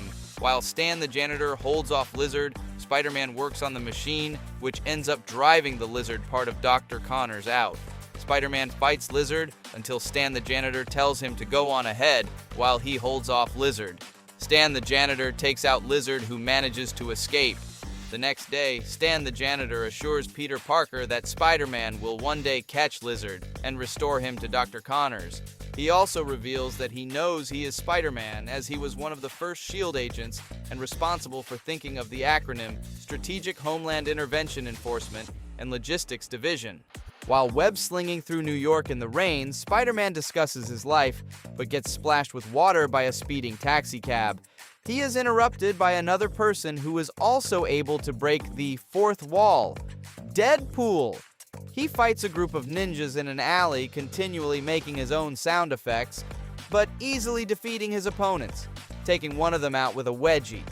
He explained that he was on a mission where he was looking for the secret headquarters of Taskmaster. As focus returned back to Spider-Man, he wondered where everyone went at that moment. J. Jonah Loudmouth Jameson then screams that Spider-Man is a menace, and he lands in a nearby garbage truck. On the Tri-Carrier, the team battles robots in a training session led by Agent Coulson, while Spider-Man arrives smelling of garbage. In the briefing room, Deadpool tells the team about the time he defeated Dr. Doom single-handedly. Spider-Man interrupts, and it's explained that Deadpool was in the program before Spider-Man was recruited. Deadpool tells Spider-Man that Nick Fury considers him a son and claims he has proof. Spider-Man is insulted, thinking Deadpool believes he's just a copycat of his costume. Deadpool then accesses the Tri-Carrier's computer to find Agent MacGuffin who has stolen encrypted information about the secret identities of superheroes and S.H.I.E.L.D. agents. He locates Taskmaster's training camp. Spider-Man follows Deadpool on his mission to avoid the training session. They ride in Deadpool's jet, which is actually Tony Stark's stolen jet, as Deadpool left an IOU message on the runway. During the flight, Deadpool recounts his origins, claiming he was a normal baby for only a second before being attacked by ninjas, though his mental state makes it hard to believe him. Spider-Man and Deadpool are attacked by Taskmaster acolytes, an elite force personally trained by him. They use stolen S.H.I.E.L.D. jetpacks and attack the craft, battling the acolytes while falling. After dodging the missile, Deadpool reveals he is wearing a parachute as Spider-Man crashes into a tree. Deadpool and Spider-Man enter a nearby compound where Spider-Man works to keep Deadpool from killing Taskmaster students. Taskmaster tries to attack Deadpool, but fails due to Deadpool's unpredictable moves. Spider-Man manages to web up Taskmaster, as it turns out that Taskmaster actually stole the S.H.I.E.L.D. list from Deadpool, who planned to sell it for money and made up the Agent MacGuffin. Spider-Man then fights with Deadpool while evading the compound's death traps. Deadpool reveals what is thought to be his true origin, but it is impossible to confirm. He was a street kid taken in by Fury, and at first the program worked, then he realized he was being manipulated and controlled and decided to leave. Spider-Man decides that Deadpool is not a hero, but a mercenary who would do anything for money. Spider-Man then remembers that if it wasn't for Aunt May or Uncle Ben, he may have turned out the same. Spider-Man manages to defeat Deadpool in a fantasy fight, involving giant chickens and cows on a farm and a fight dressed as pirates, ending the fight with a massive morality KO. Deadpool then gets away using a stolen jetpack, though Spider-Man is able to recover the file. Spider-Man and the team battle the Goblin. The team goes on the offensive, blasting him and binding him in web, knocking off his glider, and the Goblin is taken into S.H.I.E.L.D. custody. The team is shocked at how easy the takedown was, and Spider-Man's spider sense goes off as S.H.I.E.L.D. agents take Osborn away. Spider-Man then meets with Harry Osborn and tells him they have his father in custody. Back on the Tri-Carrier, Spider-Man asks Fury how they are going to help the Goblin turn back into Norman Osborn, but Fury tells him they are going to hold him on the S.H.I.E.L.D. moon base to protect the people of Earth. In a fit of desperation, Spider-Man turns to another villain in S.H.I.E.L.D. custody, Dr. Octopus, to ask for help in curing Osborn's condition. However, Octavius becomes worried when he learns the Goblin is also aboard the Tri-Carrier. Unbeknownst to S.H.I.E.L.D., Norman hid a canister containing the Venom symbiote in his mouth, and the symbiote quickly multiplies once Osborn sets it free en route to the moon base. The symbiote quickly overran the Tri-Carrier, bonding to numerous S.H.I.E.L.D. agents, including Nick Fury and Phil Coulson. Soon, Spider-Man is the only active agent left on the Tri-Carrier. As Spider-Man confronts the infected Nick Fury, the Goblin seeks his revenge on Doc Ock, ripping him out of his cell and torturing him. Spider-Man is able to use his taser webs to put down Fury, and gets into his Iron Spider armor to battle the Goblin and the rest of the symbiotes. He is able to save Octavius from their mutual enemy, and the two form a desperate alliance to stop Osborn's rampage. The Goblin, however, bonds with a symbiote and retains full consciousness. So Spider-Man has Doc Ock create an anti-venom that will destroy the symbiotes. The Goblin bursts and attacks, and Spider-Man distracts him while Octavius finishes the anti-venom. As the two fight, Octavius finishes his anti-venom and releases it throughout the Tri-Carrier. The Venom symbiotes leave their hosts, including Osborn's, revealing a fully human Norman Osborn beneath. His symbiote, still defiant, is sucked out the airlock into the cold of space. Osborn, fully cured of his condition, is placed into S.H.I.E.L.D.'s medical care. At some point later, Spider-Man let Harry know his father is cured, and that he someday might see him again. Peter and Sam are playing a space-based video game when they are interrupted by Aunt May, who tells them they need to do their homework and Peter has to take the trash out. Sam uses that moment to make a swift exit. While Peter was struggling to get a trash bag into the can, he heard a rustle and a strange squeaking sound. When he opened the nearby can, he saw two red glowing eyes. The creature leaps out, revealing itself to a talking raccoon with a giant laser gun, who threatened Peter. After a brief scuffle, they are stopped by Sam, revealing the creature is Rocket Raccoon, his old mentor and allies. Rocket told Sam they have a mission to save his old team, and he puts on his Nova armor. As they prepare to teleport away and Sam says goodbye, Peter jumps into the light and is teleported with them. Rocket Raccoon and Nova have no time to send Peter back head out on the mission as Spider-Man puts on his costume. When Rocket Raccoon's ship is pulled into the Chitauri ship, Rocket fakes surrender so that they can free the captive Guardians of the Galaxy members. Nova introduces the team in mid-battle. Peter Quill, alias the Star-Lord, half-Earthling, half-alien royalty, armed with his amazing element gun, Drax the Destroyer, loose cannon, and great fighter. Gamora is widely known as the most dangerous woman in the universe, and killer in the use of every weapon. Rocket Raccoon is like if Wolverine was a master strategist raccoon with a laser gun and rocket pack. But he is not actually a raccoon. His alien species just resemble the Earth raccoon. And Groot is a sentient alien plant who spends most of his time within a pot of soil and states, "I am Groot." After a brief battle, they take down the Chitauri troops with relative ease. The leader of the Chitauri reveals himself to be a galactic warlord known as Korvac.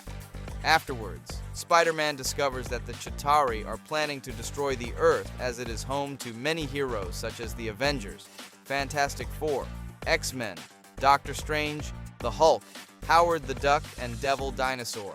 The Guardians plan to run the Chitauri ship into the sun while fighting the Chitauri forces. When their tactic does not work, the Guardians end up making their way towards the dark matter cannon. While Nova and Spider-Man head to the dark matter cannon, the Guardians fight the Chitauri and Korvac. Spider-Man is told by Rocket Raccoon to throw Groot as Korvac, much to his confusion, but he does, and Groot grows into a giant humanoid tree and begins to smash Korvac. After Korvac is defeated by Groot, Nova destroys the dark matter cannon and the Chitauri ship is destroyed. Nova says his goodbye to Spider-Man, who decides to stay with his old team and sends him back to Earth, where he heads home for some sleep. At a rooftop, Spider-Man meets the other S.H.I.E.L.D. trainees to inform them of Nova leaving the team and how amazing he was in space. As he was saying this, Nova appeared behind him, mocking him. It is revealed he stayed as someone will need to protect Earth. The episode ends with two irises briefly opening up as Groot says, "I am Groot," and Spider-Man says, "He is Groot." Spider-Man, Power Man, Nick Fury, and Phil Coulson lead a S.H.I.E.L.D. mission against the Zodiac. The mission is to obtain a large golden key called the Zodiac Key that is being used by the Zodiac in their volcano-located base to create a formula that, when consumed, gives the user immense superpowers. Fury and Coulson use a large amount of explosives to open a passageway so that Spider-Man and Power Man can get through.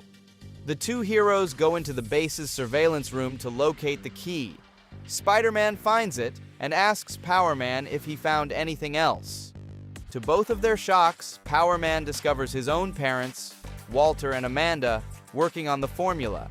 Luke recalls to Spider-Man a time when, before he joined S.H.I.E.L.D., his parents had taken him on vacation in a private jet.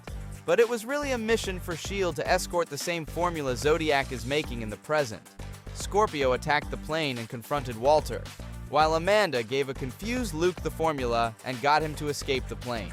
Luke received the powers that made him Power Man just before hitting the water below, allowing him to survive the fall.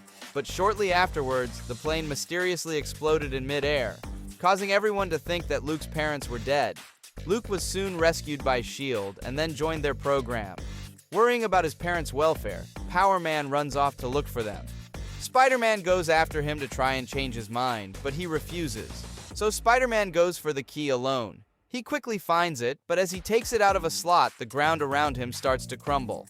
It is quickly revealed that the key is not powering the formula's creation process, but the entire base. Spider-Man goes back over to Power Man, who has found the room where his parents are. Going inside, Power Man does not reveal that he is their son to them, believing that now wasn't the proper time to tell them. As such, his parents haplessly attack them when they try to get them out of the base, as does Scorpio. Scorpio goes for the key, which Spider-Man hung around his neck with his webbing. As Scorpio fights Spider-Man, it is revealed that the key can fire energy beams from its tip. Meanwhile, Power Man continues to try to get his parents to safety, but they refuse. Scorpio then throws Power Man into a deep hole that is full of magma at the bottom. Spider-Man then reveals the truth about Luke to his parents, who start attacking Scorpio. Spider-Man gets Power Man out of the pit using the key's energy, and Power Man attacks Scorpio alone. Scorpio then takes some of the complete formula, causing extremely immense Power Man-related powers. Spider-Man then tries to get the Cage parents to safety, but they reveal that the formula causes the user to explode after a few seconds, and that Power Man needs to come to. Spider-Man and Power Man get Scorpio to fall into the magma pit, where he explodes. Power Man then reunites with his parents. Outside, Max Fury is found unharmed but depowered, and Nick Fury reunites with Luke's parents. Peter asks Luke if he is doing okay, and Luke says he's never felt better. Arcade plans to crack the codes to nuclear missiles where he plans to cause World War III. He starts by sending a life model decoy of Nick Fury, which is defeated by Nick Fury as Arcade speaks through the life model decoy. S.H.I.E.L.D. traces Arcade's transmission to Madripoor as Spider-Man joins up with Captain America to head to Madripoor. Upon the approach to Madripoor, Arcade takes control of Captain America's plane in order to crash them. Spider-Man and Captain America bail out as they fight off Arcade's drones. Upon meeting up with Wolverine after he had defeated some ninja life model decoys, they help him when Wolverine is also hunting for Arcade. Arcade then unleashes life model decoys of Captain America, Spider-Man, and Wolverine, which the real ones defeat. Captain America and Wolverine discover that Arcade had stolen some S.H.I.E.L.D. life model decoys. After the 3 life model decoys are defeated, Arcade unleashes 3 life model decoys modeled after Hulk. Captain America and Wolverine defeat the Hulk life model decoys while Spider-Man destroys the lasers. When escaping to the next level, Arcade unleashes the Sentinels and other robots. Spider-Man reprograms the Sentinel to take out the other robots. Afterwards, Arcade is angered that Spider-Man is in his game, which he designed for Captain America and Wolverine. Arcade then unleashes a giant robot that resembles Arcade's head to attack until Spider-Man destroys the laser cannon on its head. Captain America, Spider-Man, and Wolverine then confront Arcade as Wolverine threatens him to cancel the codes. Arcade is then arrested by the S.H.I.E.L.D. agents. The team waited in a cemetery for their S.H.I.E.L.D. contact, but was attacked by an army of shadow vampires working for Dracula himself. They are helped by Blade, who is revealed to be the S.H.I.E.L.D. contact. He vows to deliver an ancient, powerful magical relic into the hands of director Nick Fury at any cost. Dracula plans to obtain the pieces of the Taskmaster's Ankh and join them together so that he can't be harmed by vampire weaknesses. Dracula arrives at the Museum of Natural History after Spider-Man removes the Taskmaster's Ankh from its cloaking shield. He engages Blade and Spider-Man's team in battle where Nova's supernova maneuver attack didn't work. He even tried to bite Power Man only to discover his invulnerability, which resulted in Dracula using his mind control on Power Man to control him into attacking Blade and the rest of Blade's team. Dracula then mind controls the rest of Spider-Man's team, which doesn't work on Spider-Man since he had reflective lenses in his mask. Seeing as they are in the herbarium, Spider-Man activates the UV lights which harm Dracula until Spider-Man's mesmerized teammates get Dracula away from the museum. Spider-Man returns to the Tricarrier to meet with Nick Fury, who introduces him to his new team, the Howling Commandos, which consists of Werewolf by Night, Encanto, the Living Mummy, and Frankenstein's Monster. After being introduced to the new team, they are interrupted by Dracula, along with Spider-Man's mesmerized team when they arrive on the helicarrier to get the Taskmaster's Ankh. Spider-Man tries to fight Dracula when he tries to grab the Ankh as Spider-Man is assisted by Frankenstein's Monster. Dracula succeeds in making off with Taskmaster's Ankh as the Werewolf by Night states that Dracula will activate Taskmaster's Ankh at sunrise. Peter is still in costume and the Commandos go to Aunt May's house to check if she is alright, setting up vampire traps, and Encanto casts some protection spells. Using the monster truck, Spider-Man, Blade, and the Howling Commandos head to Transylvania to confront Dracula. Spider-Man, Blade, and the Howling Commandos enter Dracula's castle, where Dracula unleashes his minions on them. They release the Man-Thing, who takes out all the shadow vampires in one go. When they confront Dracula, the Howling Commandos fight to keep Dracula from activating the Ankh, while Spider-Man frees his team. As Dracula prepares to join the pieces of Tekamentep's Ankh, Spider-Man snatches the Ankh out of Dracula's hands with the help of Frankenstein's monster as the sun rises. This causes Dracula to retreat. Nkantu took Tekamentep's Ankh for himself, which he uses to restore his body and teleport to Manhattan in giant size to deal with Nick Fury, who Nkantu claimed to have the Howling Commandos as part of S.H.I.E.L.D.'s collection of freaks, where Nkantu engages the S.H.I.E.L.D. helicarrier. With help from a giant-sized Man-Thing, Spider-Man uses Blade's sword to cut Tekamentep's Ankh from around Nkantu's neck, which regresses Nkantu back to his mummy form. Spider-Man thanks Blade and the Howling Commandos for their help and tells the team the only thing they are missing is an Invisible Man. But at that moment, his pants are pulled down to reveal Max, the Invisible Man who had been guarding Aunt May's house. While on a Nick Fury-enforced stakeout to ensure that a fully recovered Osborn doesn't revert to the Goblin, Peter, as Spider-Man, finds his archenemy in Iron Man armor, now called Iron Patriot. Suspicious, Spider-Man follows Iron Patriot to a rooftop where he begins fighting the Frightful Four. After they defeat the Frightful Four together, Spider-Man tells Iron Patriot that he's still not considered a true hero, and S.H.I.E.L.D. isn't convinced he's turned over a new leaf. During their escalating altercation, a TV screen broadcasting J. Jonah Jameson falls, and Iron Patriot catches it while Spider-Man saves the people.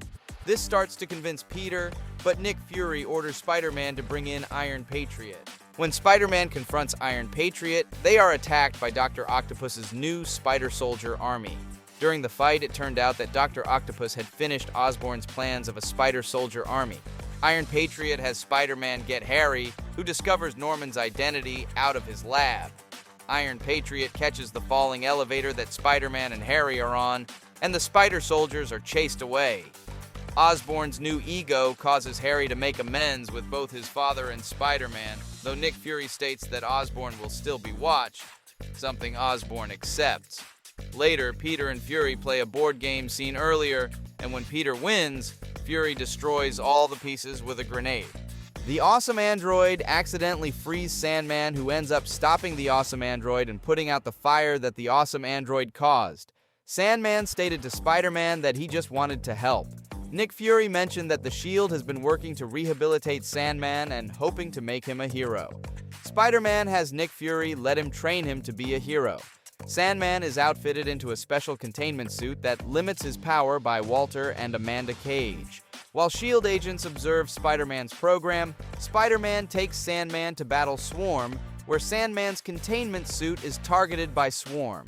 Spider-Man is forced to get the containment suit off of Sandman, who then pummels Swarm into submission. Sandman is brought into control and apologizes for his actions. With advice from Iron Fist, Spider-Man trains Sandman into being a man first and a Sandman second. When Batroc the Leaper is in the middle of a robbery, Sandman springs into action where he attacks Batroc the Leper. When Batroc the Leper throws garbage at Sandman, he ends up attacking Batroc the Leper as J. Jonah Jameson makes a bad comment towards Sandman. Sandman loses control of his emotions and breaks out of his suit where he attacks Spider-Man with a sandstorm attack. Nick Fury sends the rest of Spider-Man's team to help Spider-Man stop Sandman. Spider-Man denies Nova's plan to turn Sandman into glass again, as Spider-Man has a different plan. Spider-Man then tries to reason with Sandman until Nova arrives and Spider-Man throws Awesome Android into Sandman's mouth where he absorbs Sandman. When S.H.I.E.L.D. agents arrive with a new containment suit, Sandman is shot into the containment suit and taken into S.H.I.E.L.D. custody. An armored Dr. Octopus and Lizard invades Rikers Island and reassembles the Sinister Six by armoring up Rhino, Electro, Kraven the Hunter, and Scorpion. The Sinister Six give Spider-Man a hard time until Norman Osborn in the Iron Patriot armor and the rest of Spider-Man's team arrives. While Spider-Man fights Lizard, Iron Patriot fights Dr. Octopus, while Spider-Man's team fights the other members of the Sinister Six. When the Sinister Six end up combining their attacks to take down Iron Patriot, Dr. Octopus plans to inject Spider-Man with the Goblin Serum. Dr. Octopus then injects Norman Osborn with the Goblin Serum, while Spider-Man restored Lizard to Dr. Kurt Connors. Norman Osborn becomes Green Goblin, where he defeats most of the Sinister Six. Though Spider-Man has won against the Sinister Six, Green Goblin gets away with the captive members of Spider-Man's team. After the Sinister Six were defeated, Dr. Kurt Connors thanked Spider-Man for saving him. Following the fight with the Sinister Six, Norman Osborn has been transformed into Green Goblin again, and has captured Spider-Man's team, who has been previously defeated by the Sinister Six. As Spider-Man finds out later, Green Goblin has transformed his friends and plans to use the old helicarrier, now dubbed the Hellcarrier, to gas New York City, and turn them all into goblins. Now Spider-Man fights alone on the helicarrier against his own team. Forced to find backup, Spider-Man flees into the city, but he is pursued by the team. He is rescued by Coulson, who drops him back on the helicarrier with a serum created by Dr. Connors that can restore goblins to human form. Dividing and conquering the team with the serum, Spider-Man changes them back by going over each of their origins as well. They confront the Goblin, who presses a button that launches gas-filled missiles, but they are destroyed by S.H.I.E.L.D. The Goblin sets off explosions that put the team in jeopardy. While the boys of the team are rescued, Spider-Man and White Tiger stay behind to fetch Osborn. Osborn sends them flying, but Nova gets White Tiger and later Spider-Man, but not before Osborn falls into the water. He is then placed in custody, now forever a Goblin. Back on the Tri-Carrier, the team congratulates Spider-Man for saving them. Because of his superb bravery, he is offered a place on the Avengers. Season 3. Spider-Man hunts throughout New York for the last remnants of Venom. He finds a piece of one hanging off one of J. Jonah Jameson's screens. As he extracts the piece, he is attacked by the Scorpion, who is possessed by another piece of Venom. While fighting the venomized Scorpion, Flash Thompson appeared, wearing a Scarlet Spider costume and calling himself Scarlet Spider. Spider-Man told Flash not to be a hero and defeated Scorpion, unaware that a small piece of Venom was attached to Flash. The next day, the Beetle, under orders from Taskmaster, tracked Venom to Midtown High School and chased Flash. Spider-Man stashes Flash into a locker to protect him, but Flash wants to help. The suit activates, and Flash battles the Beetle. When Flash has him subdued, Spider-Man tries to talk Flash into giving up the suit, and the two fight until Taskmaster arrives. Venom and Spider-Man battled the Beetle and Taskmaster.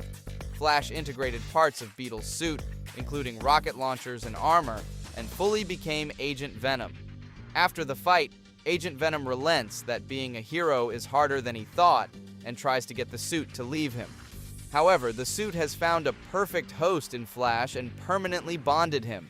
Spider-Man convinces Fury to take him on as a member of the team.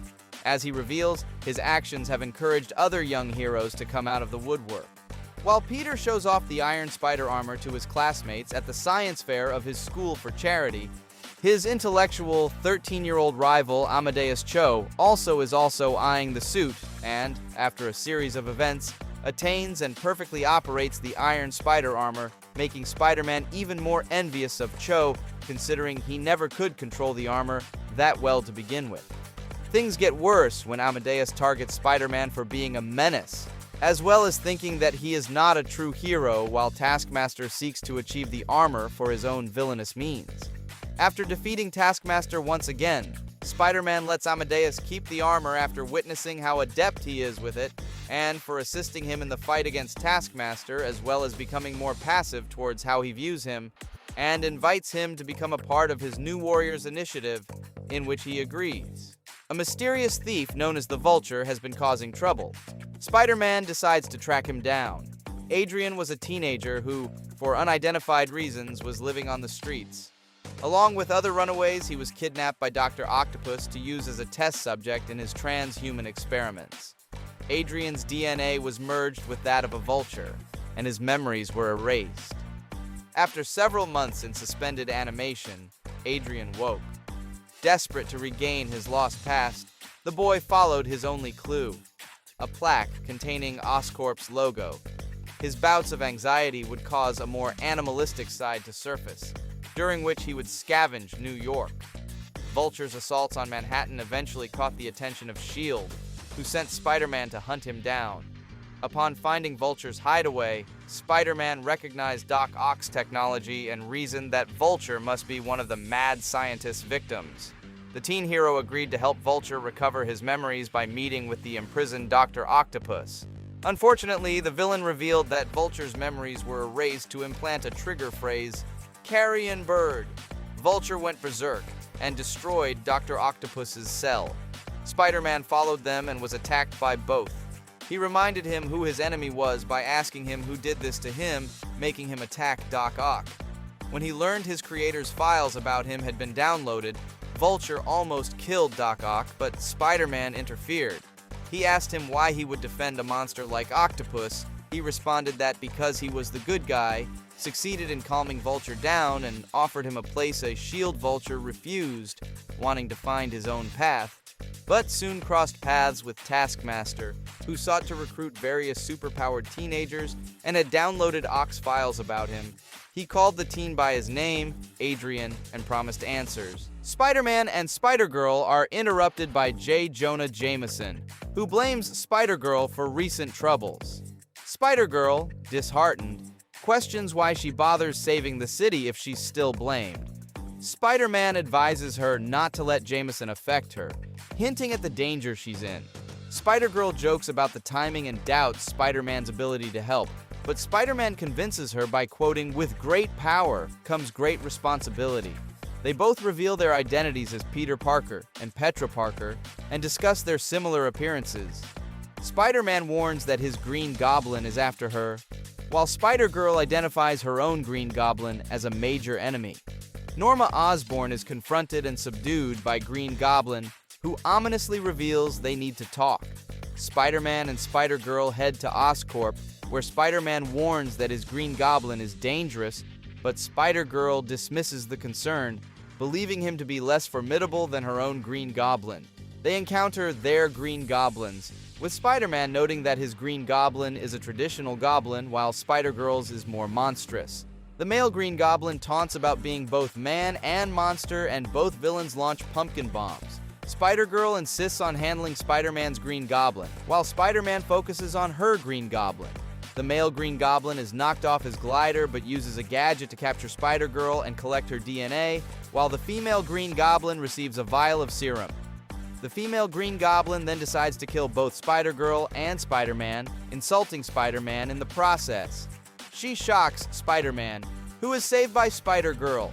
Despite being initially overwhelmed, Spider-Girl and Spider-Man strategize, with Spider-Man pointing out Green Goblin's predictable attacks.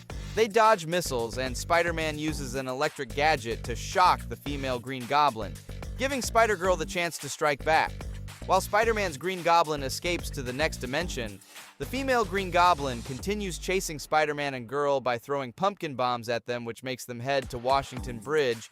The female Green Goblin throws another pumpkin bomb, but Spider-Man throws it away. Spider-Girl tells him to distract her while she goes for the big knockout, which Spider-Man agrees with. The female Green Goblin shoots electric blasts at him, but he dodges and taunts her about not being close. This gives Spider-Girl time to shoot her off her glider, and she and her counterpart webs her up. Spider-Girl taunts her about getting all the tech and power upgrades she wants, but she'll never beat her and her amazing friend, with Spider-Man glad that he wasn't called a sidekick. The female Green Goblin tells Spider-Girl that she's doomed and breaks free before shooting an electric blast at her, which causes her to fall, but Spider-Man defeats her Green Goblin. While falling, Spider-Girl finds that she has run out of web fluid, but Spider-Man saves her and brings her back onto the bridge. Spider-Girl is surprised that she got saved by a boy and that she will never live it down. Spider-Man tells her that it doesn't bother him anymore and reveals that her Green Goblin is down, but his Green Goblin is still on the loose. Spider-Girl states her wish for him to stay and help, but he tells her that she doesn't, except for the falling off the bridge moment. It may be hard being Spidey, but she's in control, and that she helped defeat her Green Goblin.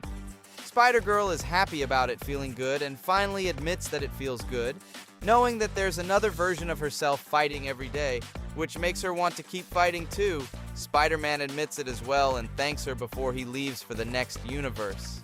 Spider-Man enters a black and white world where he sees a police chase through the city and decides to investigate. He spots Goblin leading the chase and then sees Spider-Man Noir involved. Initially, he thinks the Goblin is someone in a costume, but he quickly realizes the threat is real. During the car chase, Spider-Man and Spider-Man Noir briefly scuffle with the Goblin, who blasts Spider-Man away. Spider-Man Noir rescues him, and they team up to continue the pursuit. When Peter tries to explain the situation to Spider-Man Noir and offers his help to stop the Goblin, Spider-Man Noir shrugs him off, saying, "I work alone," and leaves. Spider-Man Noir finds the Goblin on the Washington State Bridge, and the two resume their fight. Just as the Goblin is about to get his data, Spider-Man jumps in and saves Spider-Man Noir. Together, they web up the Goblin, causing him to crash into the river. Spider-Man Noir thinks that's the last of him, but Peter says, "Nope, the Goblin is a whiz at disappearing acts." When the Goblin disappears just as quickly, Spider-Man Noir replies, "Goblin has some competition." Spider-Man Noir returns to his home, surprised to find Spider-Man already there. He asks who Spider-Man is, and Spider-Man replies, "Let's just say I'm not from around here. Or better yet, this universe." Annoyed, Spider-Man Noir overpowers him and removes his mask, only to be shocked to see his own face. Peter asks if he looks familiar, and Noir removes his mask, revealing that he is an older version of Peter Parker. Surprised by this revelation, Spider-Man notes the oddity. Peter tries to explain again that he is from another universe, and Spider-Man Noir responds, "Ever since some exotic spider bit me, my life hasn't been anything but weird." He explains that despite not wanting the job, he wears the mask because if he didn't, the city would drown in its own evil and the weak would perish. As Spider-Man continues chasing Green Goblin across the multiverse, he lands in a medieval-based world where he helps Spider-Knight take down the Alchemist, the medieval version of Dr. Octopus, and his Kraken creation to save York. Then, his last stop before heading back home is an alternate version of the Ultimate Universe where he helps Miles Morales overcome the guilt of being unable to save his world's Peter Parker from death and fight the Ultimate Green Goblin. Spider-Man finally ends up back in his own universe and finds Green Goblin has injected himself with the Spider-Man DNA from all the universes to become the Spider-Goblin. With Electro's help from the Siege Perilous, he summons all the Spider-Men dubbed Web Warriors to battle the Spider-Goblin and save New York even when Electro plans to destroy it. After both are defeated and the alternate Spider-Men return to their homes, the Green Goblin reverts into Norman Osborn and ends up suffering amnesia, making him forget his time as the Green Goblin as well as Spider-Man's identity. Season 4.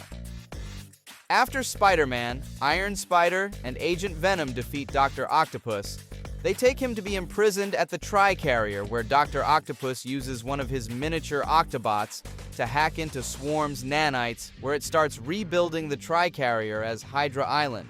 This was all part of Dr. Octopus's partnership with the recently freed Arnim Zola, that also includes Goblin Formula-enhanced Hydra agents. Ock also receives an upgrade to his armor, gaining a much more sinister appearance. Spider-Man is saved by an unknown spider from falling into the sea. Upon being saved by the mysterious Scarlet Spider, Spider-Man rallies Iron Spider and Agent Venom to fight Hydra, now allied with two sixes of the new Sinister Six, Doc Ock and Kraven the Hunter.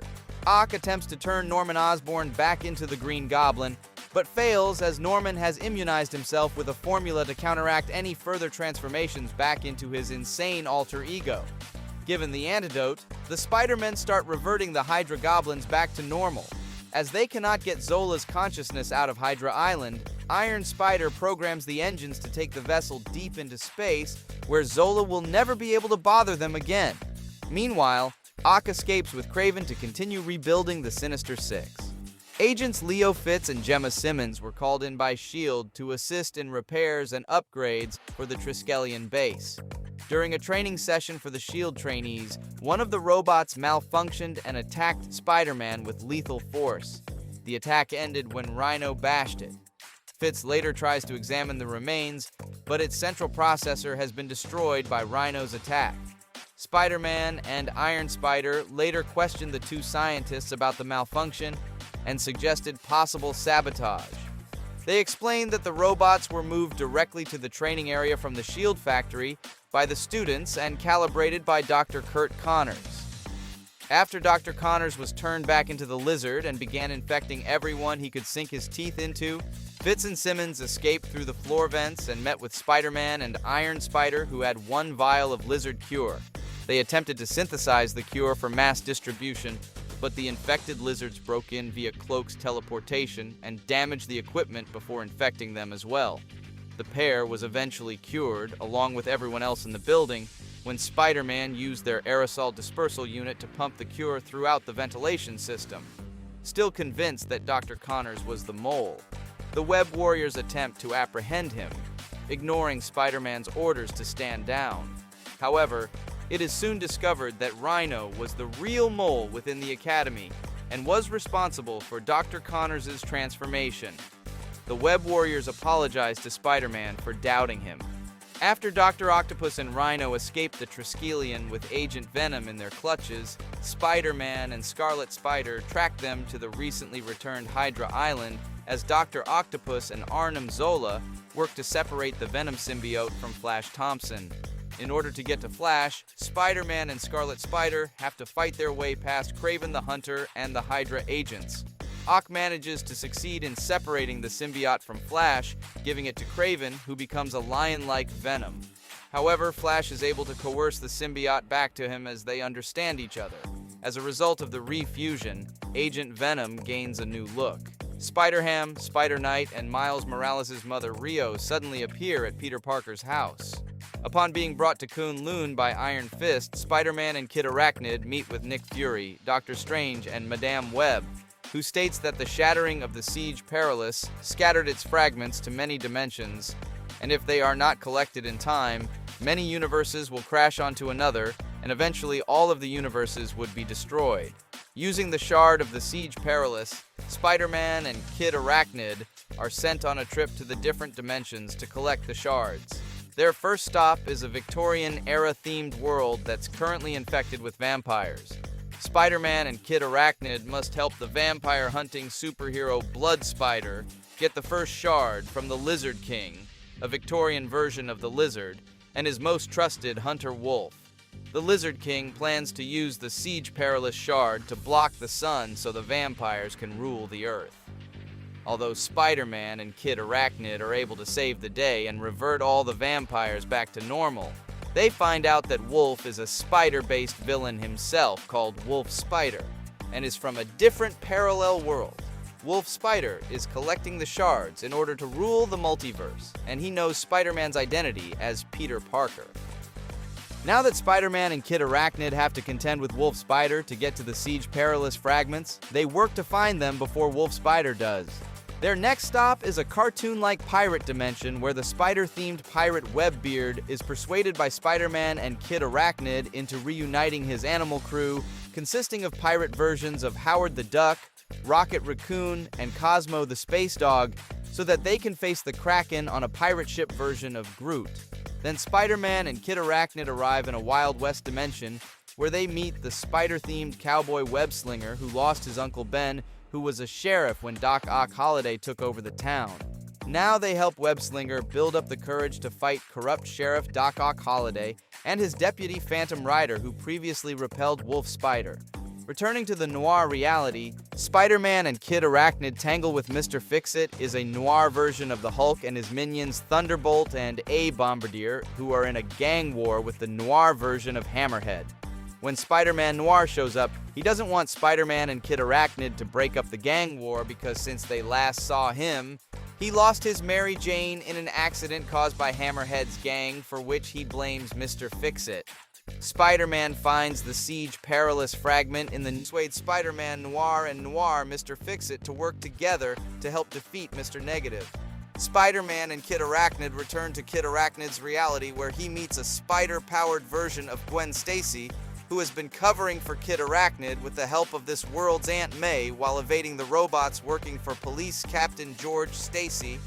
When Wolf Spider gets involved by holding Rio Morales hostage, Spider-Man, Kid Arachnid, and Spider-Woman work to stop Wolf Spider. They discover that he is an evil Peter Parker working to drain the energies of every Spider character. Following Wolf Spider's defeat, George Stacy learns his daughter's secret upon talking to Rio. In the aftermath of the Siege Perilous' reassembly, Kid Arachnid and Rio emigrate to Spider-Man's reality. While out with Mary Jane Watson in Central Park, Peter Parker finds a Spider-Man clone that tries to feed off them. They trace the clone to one of Dr. Octopus's labs. There, they find info on Project Caney, which was a combination of Spider-Man's DNA and the Synthezoids. Mary Jane uses the Carnage symbiote inside her, becoming Spider-Woman. Upon Scarlet Spider resurfacing and helping to take down the deformed Caney, Spider-Man and Spider-Woman find that he is wanting to know his history while planning to get revenge on Dr. Octopus and wanting to learn about his past. Because Arnim Zola stole Dr. Octopus's research, Scarlet Spider and Spider-Man have Dr. Octopus take him to the sunken Hydra Island, where Scarlet Spider wants the information of his past, which was also stolen. Spider-Man, Dr. Octopus, and Scarlet Spider fight the Delta-9 Synthezoids, a Spider Slayer team of Spider-Man Synthezoids hybrids consisting of Bone Spider, Goliath Spider, and Ghost Spider. The Delta-9 Synthezoids are part of Arnim Zola's Weapon S program that Scarlet Spider was created as part of. Later, Arnim Zola reawakens. Meanwhile, Mary Jane rounds up Agent Venom, Iron Spider, and Kid Arachnid to meet up with Spider-Man to show her transformation as Spider-Woman. Scarlet Spider is revealed to be a spider synthezoid with too much Spider-Man DNA. At the same time, Dr. Octopus uses another nanotechnology upgrade that not only changes to another appearance, but also improves his whole body completely. Following the fight against Arnim Zola, Spider-Man, Spider-Woman, Agent Venom, Iron Spider, and Kid Arachnid bring Scarlet Spider and the Delta-9 Synthezoids back to the Triskelion, where they have to get Nova, Power Man, Iron Fist, and Squirrel Girl to stand down due to what happened when they know Scarlet Spider worked for Dr. Octopus, revealed Spider-Man's identity, to endanger S.H.I.E.L.D. Academy and Aunt May being all against him and be locked up for life. When a security breach places the Triskelion in lockdown and starts draining the energies of its inhabitants enough to leave them with coma-like symptoms, they find that a reassembled Caney is responsible as he targets the spider-based characters. When Caney gets control of the Delta-9 Synthezoids, Spider-Man and the other spider-based heroes defeat Caney after he combines with the Delta-9 Synthezoids to form a hybrid form. As Peter Parker prepares to graduate from S.H.I.E.L.D. Academy, he is visited by Dr. Octopus, who threatens to harm Aunt May if he puts on the Spider-Man costume again. Spider-Man refuses to agree and puts Aunt May in protective S.H.I.E.L.D. custody to capture Dr. Octopus with the help of his team of Web Warriors and New Warriors. After rounding up Kraven the Hunter, the Rhino, the Scorpion, and the Vulture, as well as turning Crossbones into a lizard, Dr. Octopus allows himself to be incarcerated in the Triskelion security brig by Spider-Man's team. The graduation ceremony was attended by the Avengers, Doctor Strange, Sandman, Nick Fury, Power Man's parents, Patrioteer, and Ant-Man. As he ends up breaking out while Spider-Man brings Aunt May to the graduation, Dr. Octopus and his new Sinister Six break free as he ensnares Aunt May. Spider-Man reluctantly injects himself with a serum to cure him of his powers in order to keep Aunt May safe. Dr. Octopus then takes control of the Triskelion, where he places a contracting force field around the graduation ceremony. The contracting force field is starting to close in on the graduation attendees. Desperate to stop the superior Sinister Six and getting a pep talk from Aunt May, Spider-Man gets his original web shooters back from Aunt May and heads to Oscorp. With the help of Norman Osborn, Spider-Man is able to regain his powers with the radioactive spider in Dr. Octopus's hidden lab and confront the superior Sinister Six when they arrive at Oscorp upon noticing that Norman Osborn wasn't there. As Dr. Octopus terrorizes the city, Spider-Man uses the same serum on Vulture, Crossbones, and Rhino to depower them while also defeating Kraven the Hunter and Scorpion. Dr. Octopus then uses an octopus formula that turns himself into a mindless giant octopus-like creature. Using the serum, Spider-Man turns Dr. Octopus back to normal, who tells Spider-Man that even he doesn't know how to get rid of the contracting force field. Dr. Octopus cooperates with Spider-Man to deactivate the contracting force field. Afterwards, Dr. Octopus is taken away by Iron Man. Following the graduation ceremony, Agent Venom and Scarlet Spider become S.H.I.E.L.D. Academy teachers. Alex O'Hearn, Adrian Toombs, and Francis Beck enroll as students along with Mary Jane, and Nick Fury tells Spider-Man that he has become the ultimate Spider-Man after he stops Trapster mirroring their encounter in the first episode. Peter Parker reminisces on his more inexperienced days as Spider-Man and how far he has come as Spider-Man and goes out to stop a robbery in the East Village, incited by his Aunt May when moving into an apartment, saying, "This is not the end, only the beginning." So that will be it from us. If you enjoyed the video, let us know which character was your favorite. Also, do not forget to leave us a like and subscribe to our channel for similar content. Thanks for watching. We'll see you at the next one.